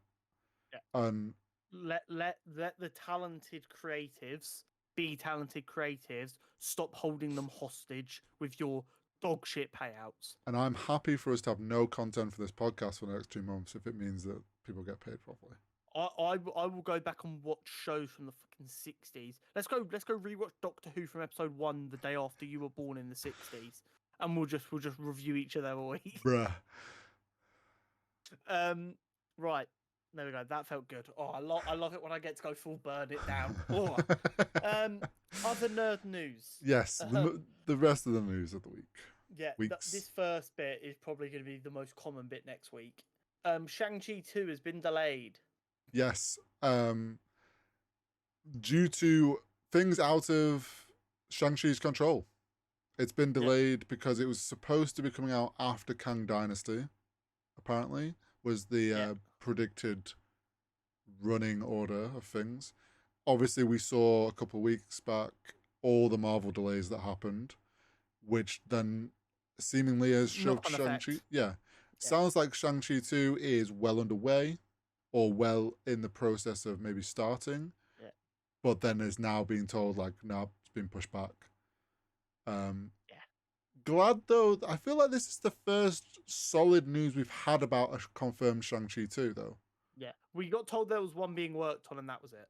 Yeah, but I'm glad that like it is a thing and seemingly has a very set, like it's going to be in phase 6 or whatever. Yeah. So shame that we have to wait that long because I really like the first one. Yeah. This bit of news coming up next, I shit you not, I saw that picture, and I spent the next 6 hours every time I saw it again on Twitter, just nudging Jenna and going, I still can't believe this is real. So, I'm of course talking about the Deadpool 3 still of Ryan Reynolds in his Deadpool suit and Hugh Jackman in the iconic yellow and blue. This came out in 2 parts, right? Because we saw like the week The before. low res one. Well, we saw just Deadpool, Yeah. Ryan Reynolds in the new Deadpool suit, of which you pinged it to me and was like, "We're getting a comic accurate one." Everyone was very excited about that. And then literally this last week, we also got him and Hugh Jackman in his yellow Wolverine suit. Looks great. And they were like, everyone went wild for it. So they're like, oh yeah, here you go, have a high res version. Yeah. Okay, there's some things that need to be discussed here. Okay. I think there's three main things I want to touch on. Right. The first one is vindication. I've been saying since day fucking one, comic book accurate shoots can absolutely work in live action. Mm-hmm. Stop being a dumbass, just work it out. Yeah. Just evidence. If you can make that blue and yellow look good in live action, guess fucking what? It's easy. Just do it. Grow up. Just get a good costume designer. Yeah, exactly. Just spend money on the creative people. Let them be creative. Sorry. Number two, if I see one more person retroactively after we've spent the last 20 years saying how phenomenal Hugh Jackman is, complain that Hugh Jackman's too tall to play Wolverine, fucking shut up. You know nothing. What? Anyone that says Hugh Jackman... No, fuck off. We've had Hugh Jackman for 20 years. Yes, Logan is only supposed to be 5'3". Hugh Jackman's like 6'3". I don't give a fuck. Yeah, we've been happy with it this whole time. Be happy that he's coming back for Wolverine one last time. Yes. And this one was a complaint for a little while, and then people realised the reason why. In the comic accurate suit, he doesn't have sleeves. Yeah, I saw that. So people were a bit like, I don't know why they're giving him sleeves. The current theory is because of Hugh Jackman's history of skin cancer. He has very fragile skin, essentially. Yeah. And being out shooting in the sun a lot, they want to protect him as much as possible, so they've given him sleeves to protect him. At which point, once that news kind of broke, everyone was like, okay, cool, fair. Do you know what my theory in my head was like? Don't get me wrong, I'm sure Hugh Jackman has got back in shape for this. Oh, yeah, no, there's a picture of him working out. But, like, massive.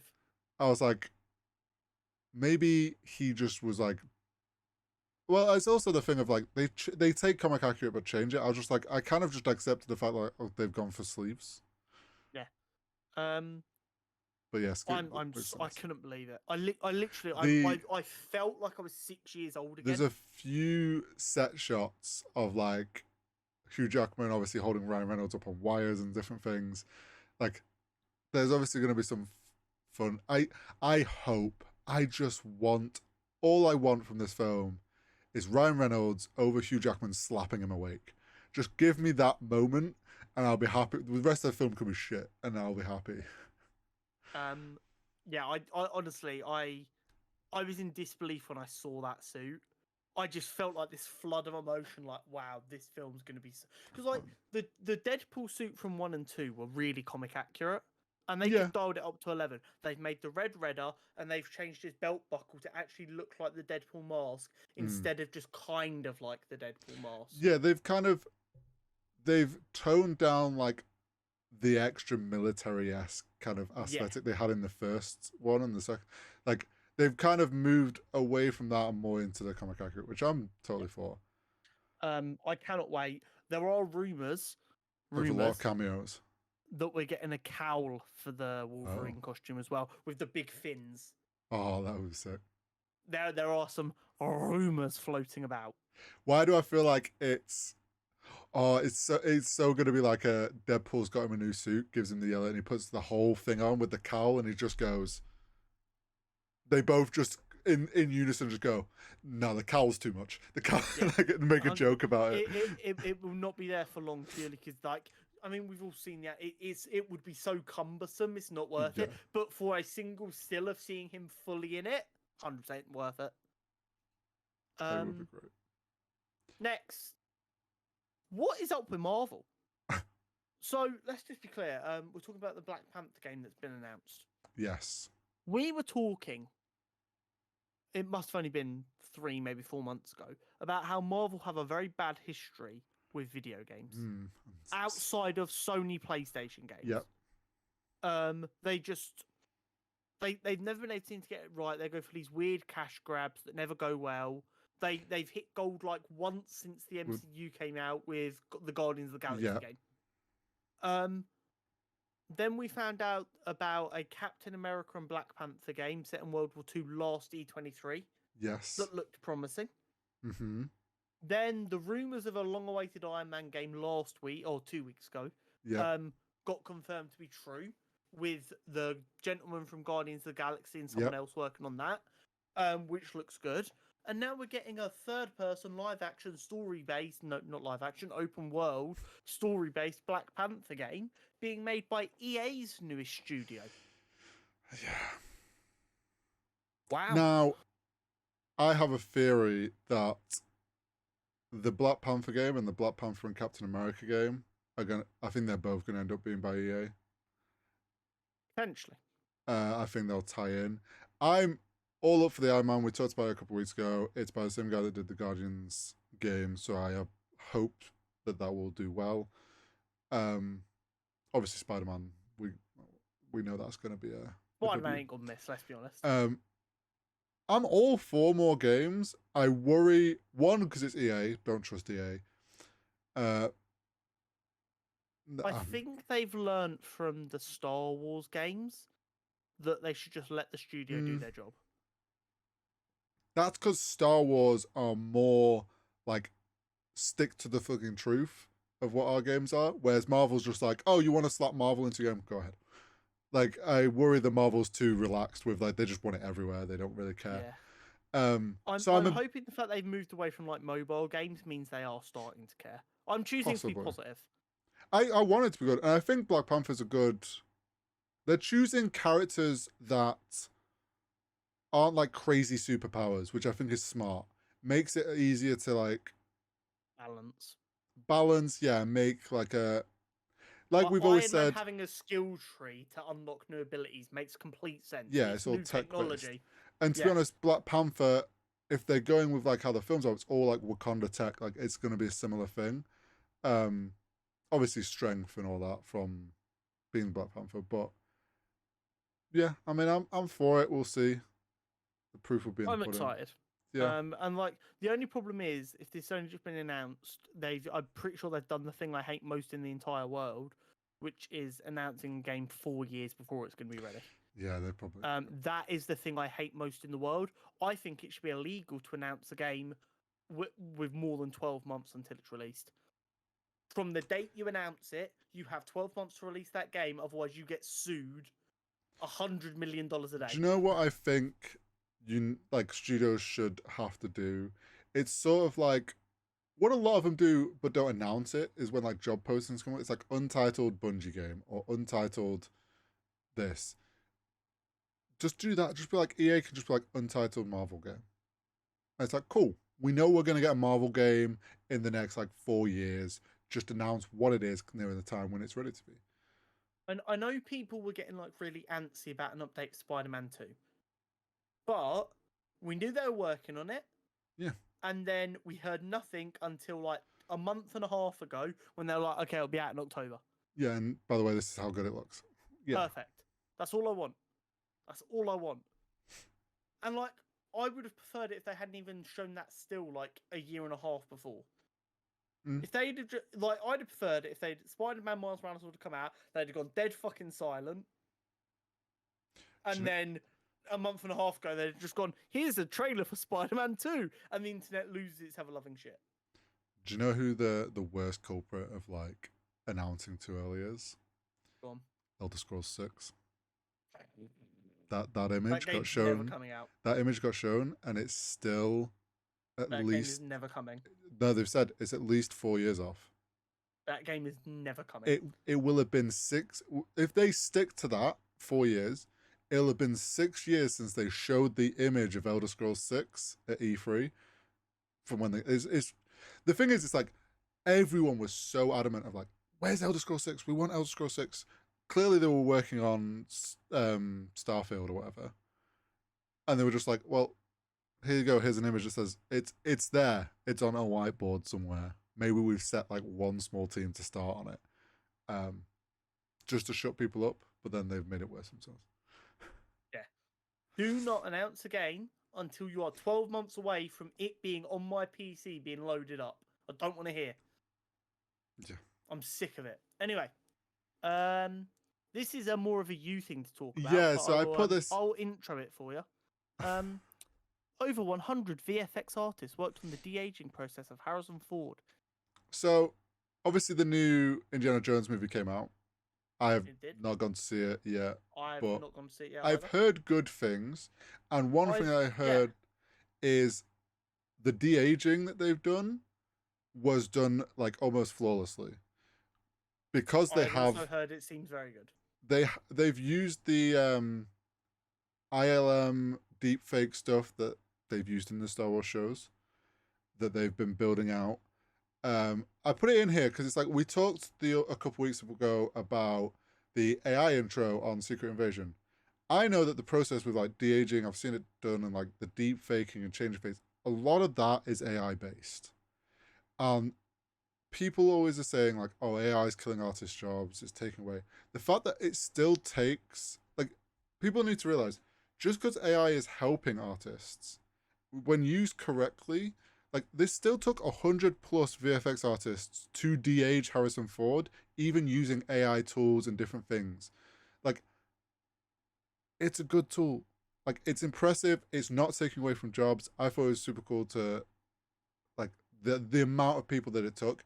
Also, it makes sense that it was flawless. They have stacks of footage of Harrison Ford at different ages across Indiana Jones, Star Wars. Like they have everything there they need to make it work perfectly. And I might go and see it at some point. All the like interviews and stuff he's been doing recently have been great. Typical Harrison Ford energy. It's been really weird though, because he's been a bit more emotional than normal. Yeah, I think people like Indiana Jones hits for him harder than like Han Solo did. Yeah. Star Wars was work. Indiana Jones was his bread and butter. I think also because they've done it as like a with the de-aging and like going back, and it's all like what I don't know what the story is exactly, but like tying it all, it's like the end of an era. I think that's hitting for him. But yeah, I thought it was super interesting. And the people that complain that AI is still ruining artists' jobs, you're just wrong, because this proves it. Once again, protect artists at all costs. Yes. The Now, new Transformers film. Yes. So we talked. He's already on digital. Do you want to know even more interesting facts about this? So a few weeks back, we talked about the point that films going on digital too quick is killing cinema. Yeah, and we're not going to see another $1 billion film. Do you know what's going to kill cinema even quicker? It's films coming out on digital when they're still in the cinema. You can still go to the cinema and watch Transformers, but I can go on Amazon and I can rent it. It's like, what? Like, okay, we were at the stage of like, films done in cinema immediately goes to digital. Fine, we've got to accept that. That's as bad as it is for the industry. Like, it's just but like, are we really at a new low now where it's like it's coming out on digital before the film's done being shown in the cinema? Like, what? I was okay with this during COVID, when restrictions were easing and you had people who were high risk who still needed to stay inside.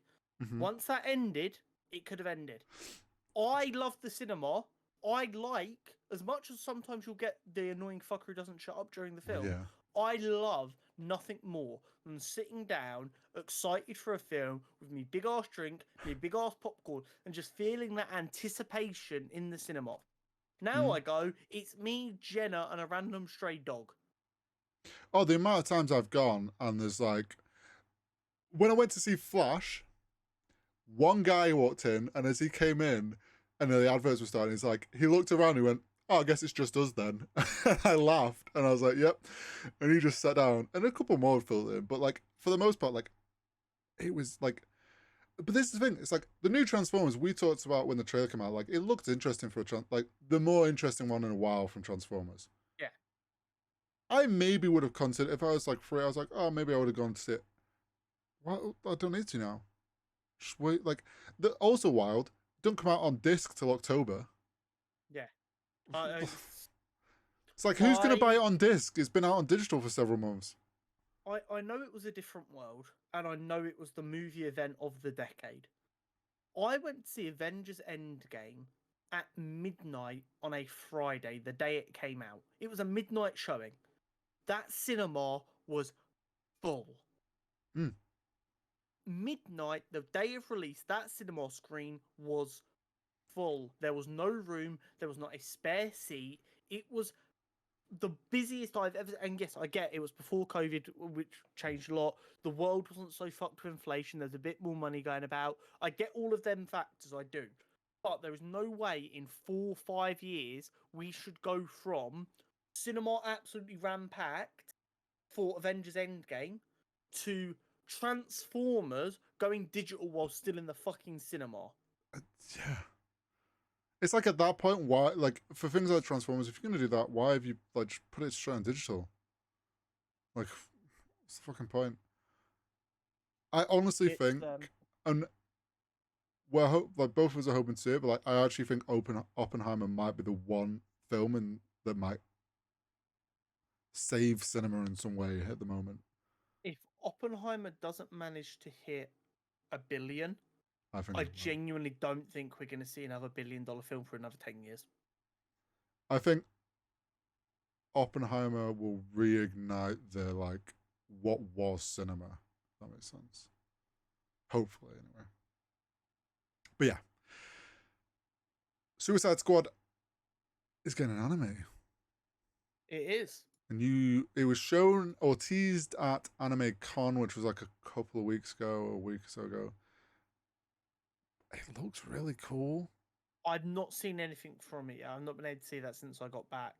I'm down. A Suicide Squad group of characters in anime action style sounds like it works. The bit of a clip that was shown, the style of it, the visual style looks great. We're getting, like, everything's obviously, as in anime, is a lot more exaggerated, and, like, there's a lot more energy to things, if that makes sense. And it's like that kind of works really well for, like, Harley Quinn and Joker, these crazy, like, Suicide Squad characters. Like, I think it's gonna be a really interesting mix of like comic and anime, comic characters and anime. It'll be cool. Sorry, I've just seen a bit of breaking news here. Oh. Hollywood studios proposed scanning background actors using AI and paying them for 1 day's work as part of negotiation with the Actors Union. Studios would then be able to use the scan forever. Bruh. So yeah, this is why they're striking. Shit like that. They're trying. Anyway. that's oh my god, that's wild. More Superman Legacy castings have happened. Yes. I'm liking it. Dave Fillion. No, not Dave Fillion. Oh my god, I'm forgetting his first name as well. Yeah. Me saying the wrong name has fully balked me here. And Memento. It was in a tweet I sent you, wasn't it? Nathan. Was it? Nathan, thank you. Nathan Fillion. Jesus Christ. Has been cast as Guy Gardner. I think he can do the role justice. But I'm not sure if he's a good casting long term. I wish he was 20 years younger. I get you. Because Nathan Fillion is 52 years old. Which... Because we're getting a new Green Lantern show? Yeah, I don't know what's going on with that. That's been very quiet for a while. All we know is it's still being worked on. And it's going to be part of DCU. I'm wondering if his Green Lantern character's going to pass on to, like, maybe something in that show. I know, it just seems really weird for Guy Gardner to be so old. Because, like, he's always been a similar age to Hal Jordan and Jon Stewart. So for him to be so old is really weird, but you definitely can't have 3 Green Lanterns all in their 50s. No. You just can't have it. Sat around the old people's home. Yeah, it's just what you want a universe that's going to last 5 years. Yeah, I'm wondering if maybe he's going to be there. Like, because this is for Superman Legacy as well, so maybe he's going to be some more of a mentor figure and pass on. I really fucking hope not. Guy Gardner is not a mentor for Superman. Okay, I don't know then. Guy Gardner is the all cops are bastards Green Lantern. He is Right. bright orange hair. He is an arsehole. No one likes him. Batman Maybe hates him. maybe Superman ends up butting heads with him. Well, I mean, all we know is that in this universe, heroes already exist. Superman's been Yeah. Superman for a little while. The way, because people are concerned that this is just going to become a glorified Justice League film, and James Gunn's response to that is this film is about Superman and Lois. You Mhm. can't look at Superman's life without looking at his Daily Planet co-workers Yeah. and his Justice League co-workers. Yeah. Or his superhero Yeah. co-workers. Yeah. So I imagine these aren't going to be massive roles. It's just he's going to have interaction with other superheroes who are operating. Yeah. I guess it's also him learning like his how other superheroes are operating and like figuring out where he wants to stand on things. Exactly. Interesting. Isabel Mercede, I think I fucked that pronunciation. That's fine. Has been cast as Hawk Girl. Mm. I like it. Yeah. I don't know. I don't know a lot about her work. But she looks how I'd expect. Hawk Girl to look. She's definitely. I was about to say she's definitely on the younger side. I mean, she's 22. She's born in 2001. Wait, did she play Dora in that god awful live action Dora the Explorer film? It looks like it. Okay, She was cool. in one of the older Transformers. But I mean, I don't dislike the casting at all. I think she can do a good job. Yeah. And she is young enough to be around for a long time. Yep. Then we have Eddie Gatiki as Mr. Terrific, which is why we Covered did that him character in. profile Yeah. earlier. Interestingly, he is comic book Twitter's favorite Gotya. So there's this kind of moment that everyone has when they go from watching superhero media to reading comics. Yeah. So he played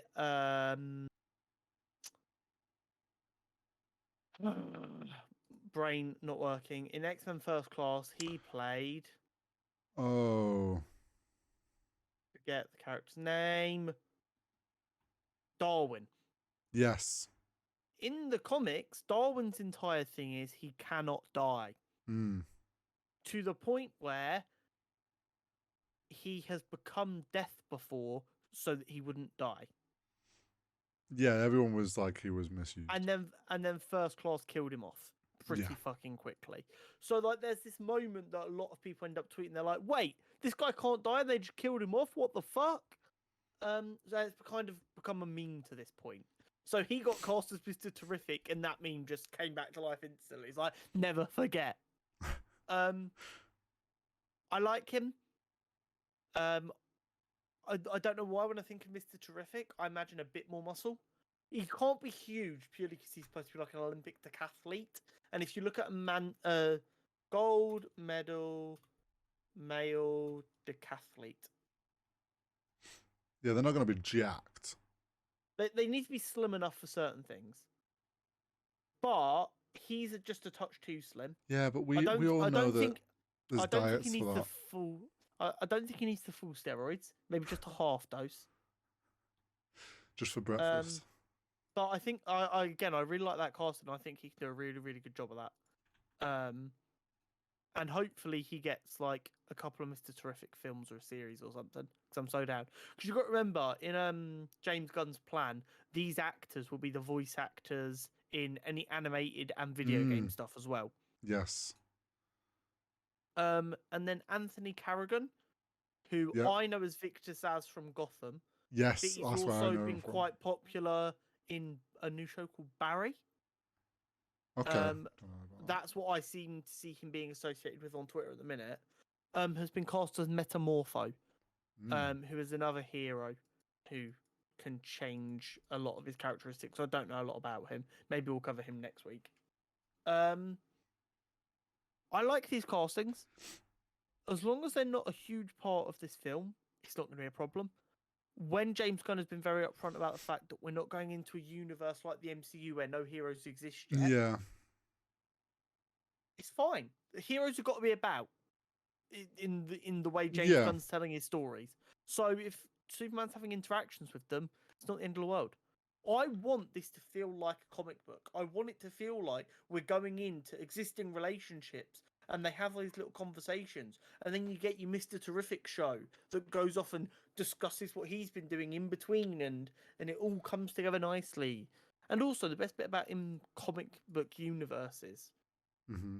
you can not read the Mr. Terrific stuff, but Yeah. then when Superman re-meets up with him, you'll have enough of an idea what's happened based on their interaction.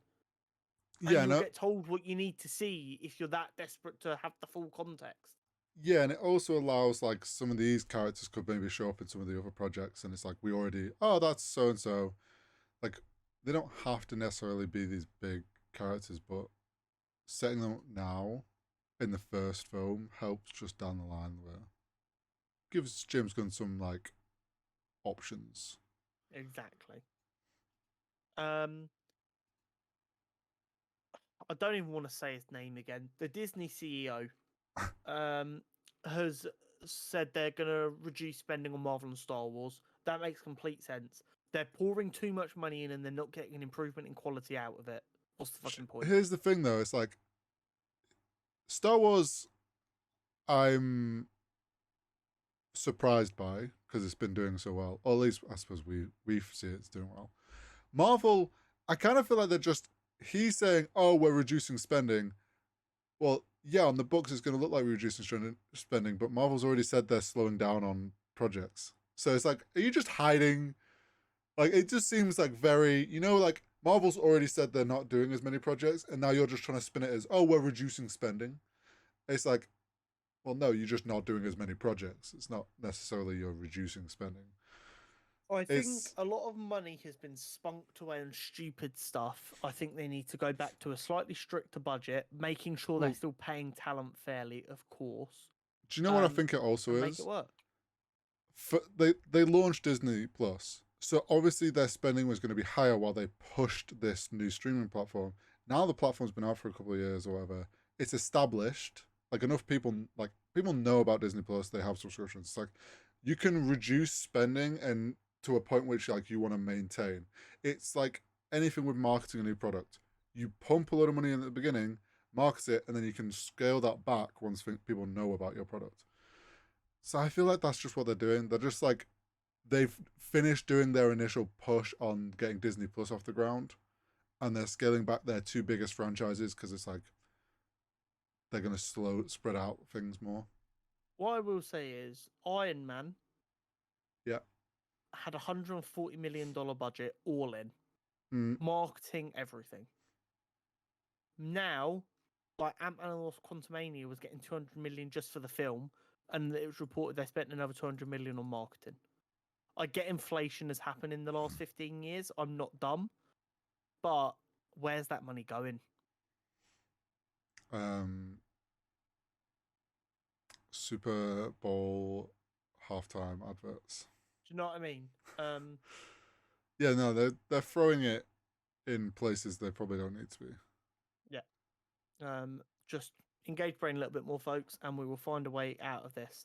And cutting back budgets does not mean pay writers and actors less. I mean, maybe pay actors less. Some of the actors are getting like 30 million for 5 films. They don't need to be paid that much. But let's make sure everyone's still getting paid fairly. Let's put it that way. Yeah. We got a new Ahsoka trailer. Yes, we did. I'm so excited. In kind of slight news to this, I can confirm I'm now fully diving into Rebels. I'm near the end of the first season. No, I'm near the end of the first season. Okay. I've recently got past the episode where Ezra goes into the Jedi Temple and gets the Kyber Crystal.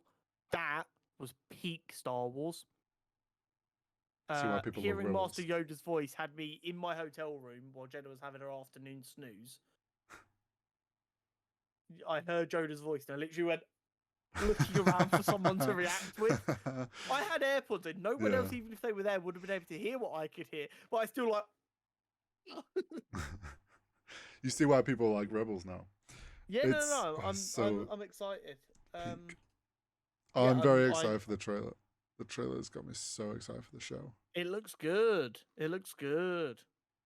I mean, I'm sure there's bits in there that I don't fully understand, because I'm missing Rebels. There's bits in there which is like new information to people who have watched Rebels. Like there's stuff they're touching on there that hasn't been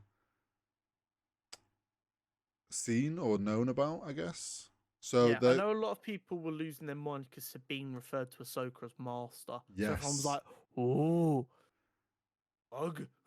Yes. So there's obviously going to be a lot of explaining needed to be done to the what the fuck's been going on there.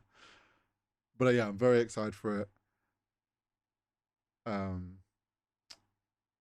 just want it now. Yes. It's going to be so good. No, I need it to still wait because I have to finish Rebels. But I am very ready for it. Just watch faster. Content championship time. Yes. Now I've got a feeling we're like already 2 hours in here. So we are. Bang on. We need to probably speed run this a little bit. Oh, it's fine because I'm about to make you very mad. There's no way you have a strong opinion on this. You've not seen Breaking Bad, have you? I've seen some. And I have an opinion on Breaking Bad. Have you seen more than the first 2 seasons? No. Oh, you've got a dog shit opinion. I already know it. Oh, I got bored. Which I've been told is a fair opinion because the first 2 seasons were quite slow. The first 2 seasons age like fine wine. But you have to get through them for them to age. I fully get it. The first time I tried to watch it, I did the exact same thing. And then like 6 months later, I forced myself to go back through it. Because I was like, no, Connor. Because my brain could see the strings being pulled. But you know what I'm like? I get distracted by something new and shiny and then I forget to go back to it. I was like, no, fucking pound through this. And then once I got through it, I was like... And then like the next 4 seasons disappeared in like 3 days. I think it's also like how hyped people made that show, and I was just like, I can't be honest. Here's the thing. By the time I got around to it, it had been out for like a few years. Oh, so like, there wasn't even that much hype around it anymore. I was able to fully enjoy. That's why I didn't watch it originally. You know what I do? I don't watch stuff out of spite sometimes. And that's what I initially did with Breaking Bad. So, Mando versus Breaking Bad. Let's start with personal relevance. What we're going to say is up front, for anyone who's watched both of these shows, this is going to be basically impossible. So, Mando for me brought me from just a Star Wars film fan, and I would describe myself as a casual Star Wars fan up until Mando. I think this podcast helped because it made me need to watch more. But before that, I just enjoyed going. I enjoyed going to the cinema to watch a new Star Wars film. Fuck yeah, baby! And it really showed me the power of Filoni because this was the first thing of Filoni's that I fully watched. And then I went back and watched the rest of Clone Wars and Bad Batch and all the other bits and pieces that came with that. So it really opened me up to the wider Star Wars universe and increased my love for Star Wars. Breaking Bad. I was late to watch it, so I watched it in a vacuum. There was no discussion on Twitter about it. There was no everyone waiting for the new episode. It had been way long enough that people aren't constantly going, "Oh, have you not seen Breaking Bad? Oh, you've got to watch it." I just decided to watch it, and it still blew my mind, even without having anyone there to watch it with, if that makes sense. Like sometimes watching a show as it comes out with the internet just elevates the whole experience. Yeah, I get you. This show blew my mind, even without the internet there to like roll the hype up for me. Breaking Bad, as we've just previously touched on, I tried watching it a few years later due to people often saying, oh, Breaking Bad's amazing, you should watch it. You should find the time to watch it. Like everyone saying it's this amazing show. I don't even think I actually finished the second season. I think I just got like it was for me. I just got bored. It was just I wasn't hooked on it, and then it's like I was like, oh, this. Maybe people said to me, "Oh, well, yeah, the first two seasons are rough. You just gotta get through." I'm like, I can't be bad. I have no tie to Breaking Bad because it's just like, and maybe this is a little bit of spite. I was just like, I don't care enough to actually go watch this. Wait, you didn't watch the last episode of season 2, you don't think? I don't think so. That would have been the bit that would have grabbed you. I've just Googled what that episode is. That would have been the moment you were like, oh shit. Oh fuck. You were like I don't know maybe how far. 120 minutes away from that show having you by the balls. Well, should have That's been written wild. better. See, here's the thing. I do fully get that. And while I was watching it, I was the exact same. But it does the more traditional thing of laying groundwork. Like, Breaking Bad would not have got to a third season today because it would have been cancelled after the first one. But Breaking Bad is a perfect use case for why you shouldn't jump the gun, and sometimes you've got to let a story be a story. Because they also didn't go on for longer than they had to in 15 seasons.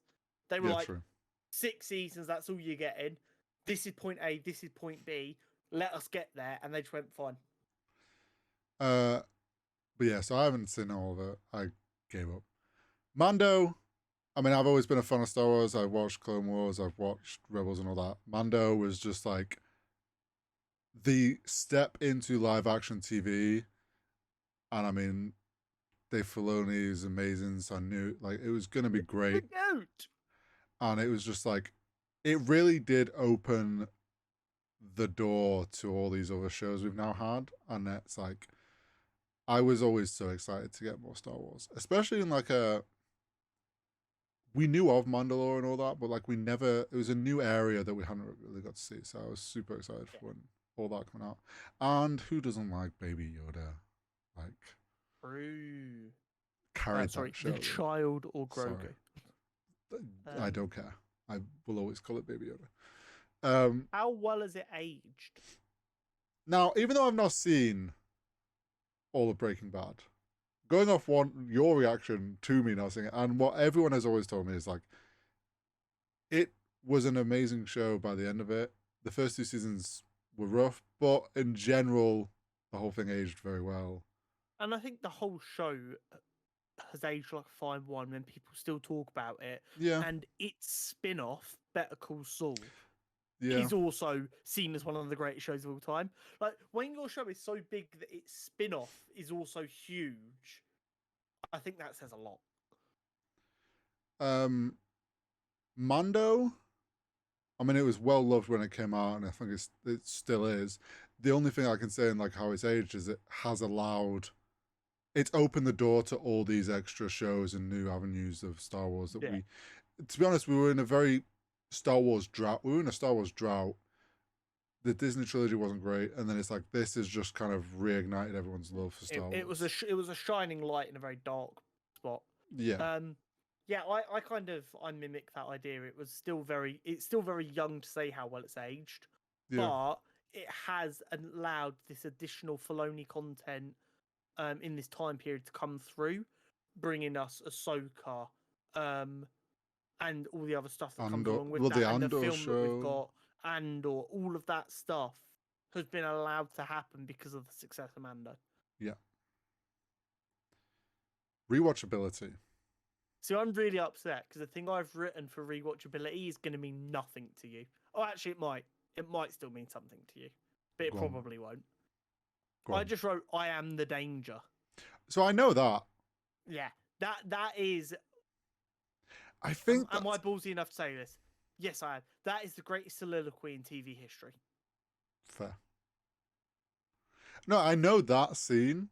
I've seen the clip. Like, I couldn't avoid it. It is just. Do you know what I think is partly as well the reason is why I struggled to get past season 2 is like I knew of all the things that were like later down the line, like the big moments. It's like this doesn't feel like it's getting anywhere, and I was just like, I'm waiting too long for these moments that I'm kind of waiting to get context on. I'll be honest. I was concerned about the pacing. I was like, is this just going to start going at 1,000,000 miles an hour and not pay any? But it never does. At no point do you find yourself going, right, we're making massive jumps here. We're missing something. Yeah, It fair. actually, I don't know, maybe I need to do a deep dive on Breaking Bad at some point. You should watch it, though. And I hope my opinion of it holds enough weight for you to go, okay, maybe I can look past just the hype and trust you. You know, like you have with The Boys I was and gonna say, Invincible there's and everything else and Suicide Squad. whoa, Invincible's a new suggestion. I assumed you had taste and you'd watched it. It's been out since like 2018, lad. I mean, all I need to say is The Boys, and that kind of I'm sums up. still fuming. Mando, Invincible. it's one of the if I was doing a Star Wars,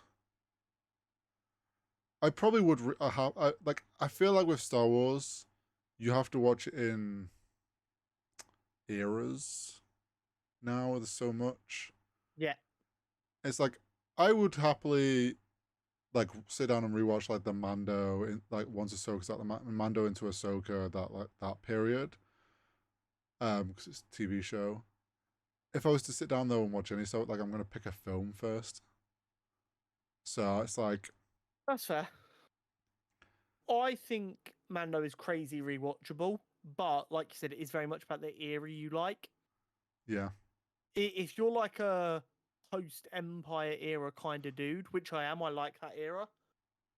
It's pretty peak. I cannot wait for a couple of films to be set in that era and really give me like plenty to choose from. Yeah, I think once we've got Ahsoka and like the Mando film at the end of it all, like I think it'll make it higher on the list of rewatchability. Fair enough. Okay, story time. I think Peak Star Wars. Yeah, it's peak Star Wars. It was very like it was a very strong opening story for that Mando character.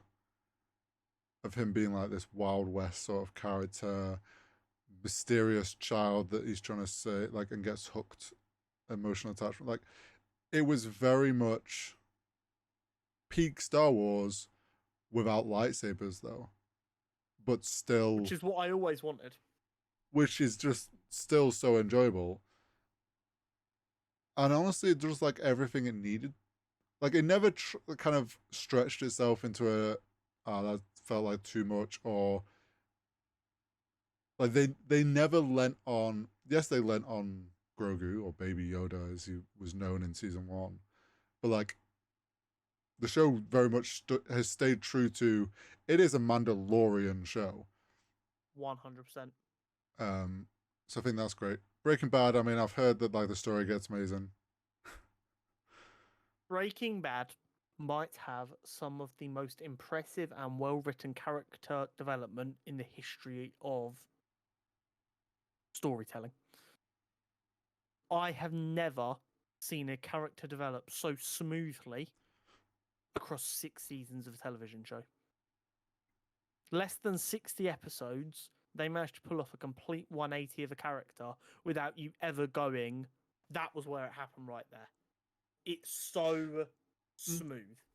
I'm not like I've heard and it's many not just good one things. character they do it with. They give these massive character changes to most of the cast, smooth as butter, which is just so impressive. The story and the writing are just phenomenal. Well, yeah, there's a reason everyone loved it so much. It also has the greatest bottle episode of all time. Okay. Fun fact for you. I know. That is one of them points I'll fight anyone on. The Fly is the greatest bottle episode of all time. Acting. Go on. For Mando, I've put it's mainly voice acting for Pedro Pascal at this point. However, the voice acting and the puppetry for Grogu, both very good, and it's solid acting all round. There's no like, oh my god, I know it's a TV show, but give this man an Oscar. But at no point are you going, oh, that was a bit goofy. I would say for Mando that like, well, yes, it's mainly voice acting now. Like, there's less and less in suit that Pedro Pascal does.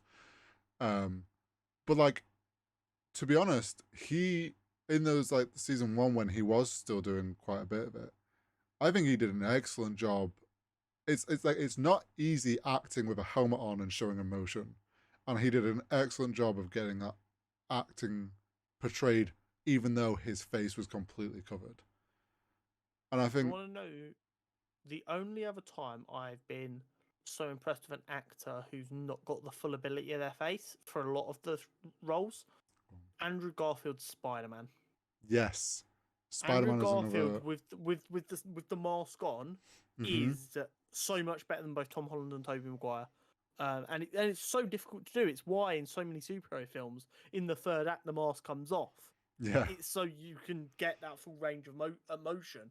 And they've managed to keep the helmet on Mando for a lot more than you'd expect yeah. with some of the emotion they deal with. Um, and obviously the like you said, the puppeteering and of the other characters that come along, like I think all do great jobs with their acting. Breaking Bad is peak though. Yeah, I mean, how many Emmys did Bryan Cranston win for Breaking Bad? They did 6 seasons. well, that's the thing. Like, it's defined him now as an actor. How many acting Emmys did Breaking Bad win? 16. It won 16 acting Emmys in 6 seasons. That's fucking Mm-hmm. crazy. Oh, like I won't. There's no denying. Like, Oh, yeah, no, but I can't convince you the acting's good just on my opinion. I need like I know, metrics for you to understand how no, well received and the I mean, acting was. let's be honest. Like, he has become pretty much defined by that role now, Which which is just crazy when you consider how many shows. other great roles he's had. Yeah, exactly, and it's like shows how well he portrayed that character. So, Well, do you know what the crazy thing is? And like people of our generation don't realize this as much. He was a comedy actor mm-hmm. exclusively before Breaking Bad. Yeah, and he changed He everyone's was. perspective. He decided he was going to stop doing Malcolm in the Middle Mm-hmm. because he wanted to get serious. He didn't find any work for 6 months. He was about to go back crawling and go, "Do you still want to do another series of Malcolm in the Middle?" When he got offered the role for Breaking Bad. Changed trajectory. Of everything. So yeah, um, you can't deny that some of the greatest acting.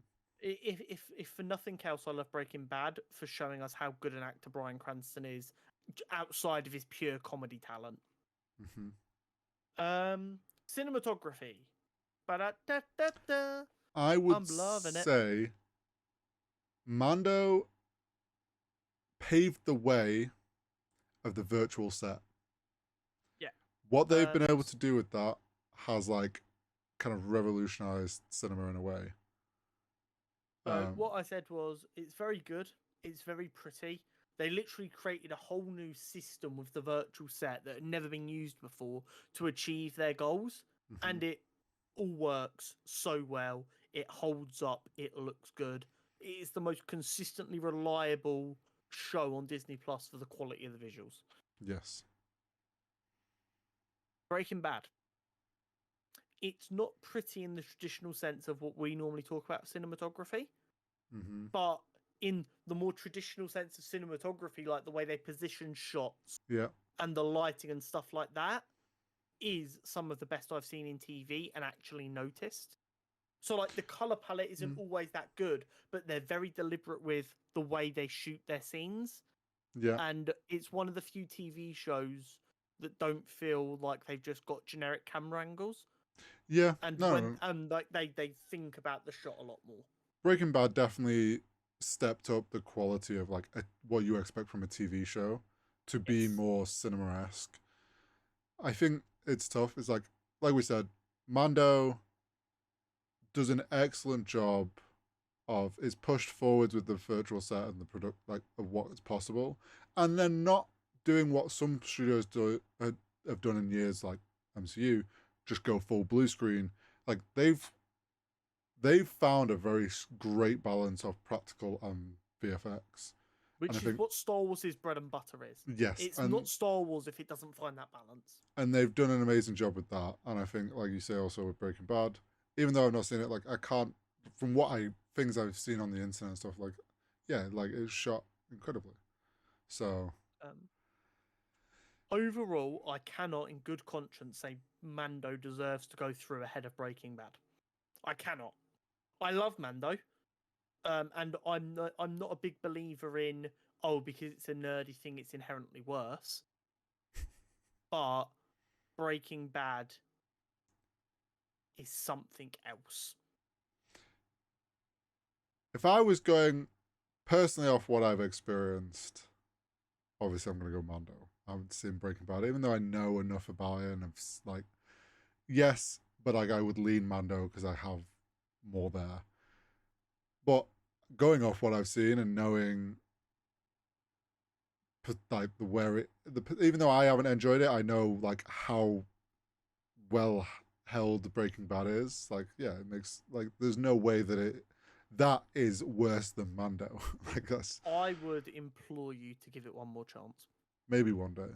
We'll see. Just headbutt through them first 2 seasons. I've looked at what the cliffhanger was at the end of the second season. After you see that, you will be locked the fuck in. We'll see. But you've got a lot more pressing stuff that I was going to say, watched.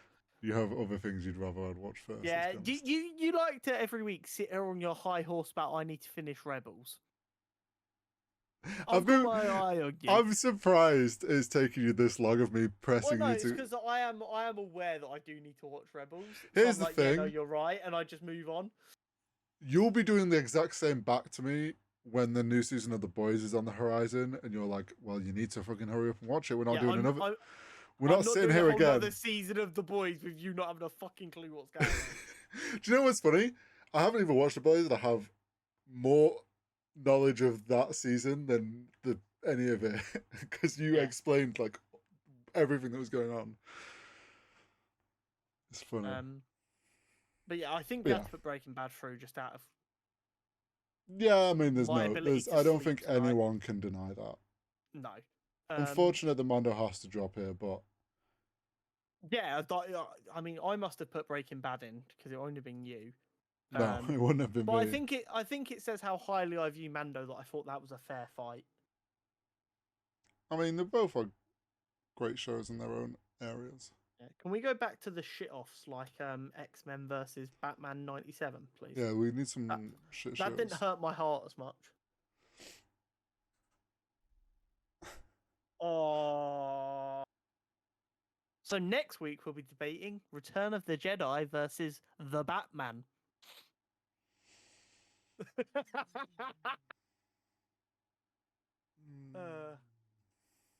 That's it from us this week, ladies and gentlemen. Don't forget to like, don't forget to subscribe. If you've got this far, you better like, you better subscribe. Yeah. And comment down below, Hori is uncultured, so that we know you got this far. Whoa. And we will see you next week. Unless we're striking.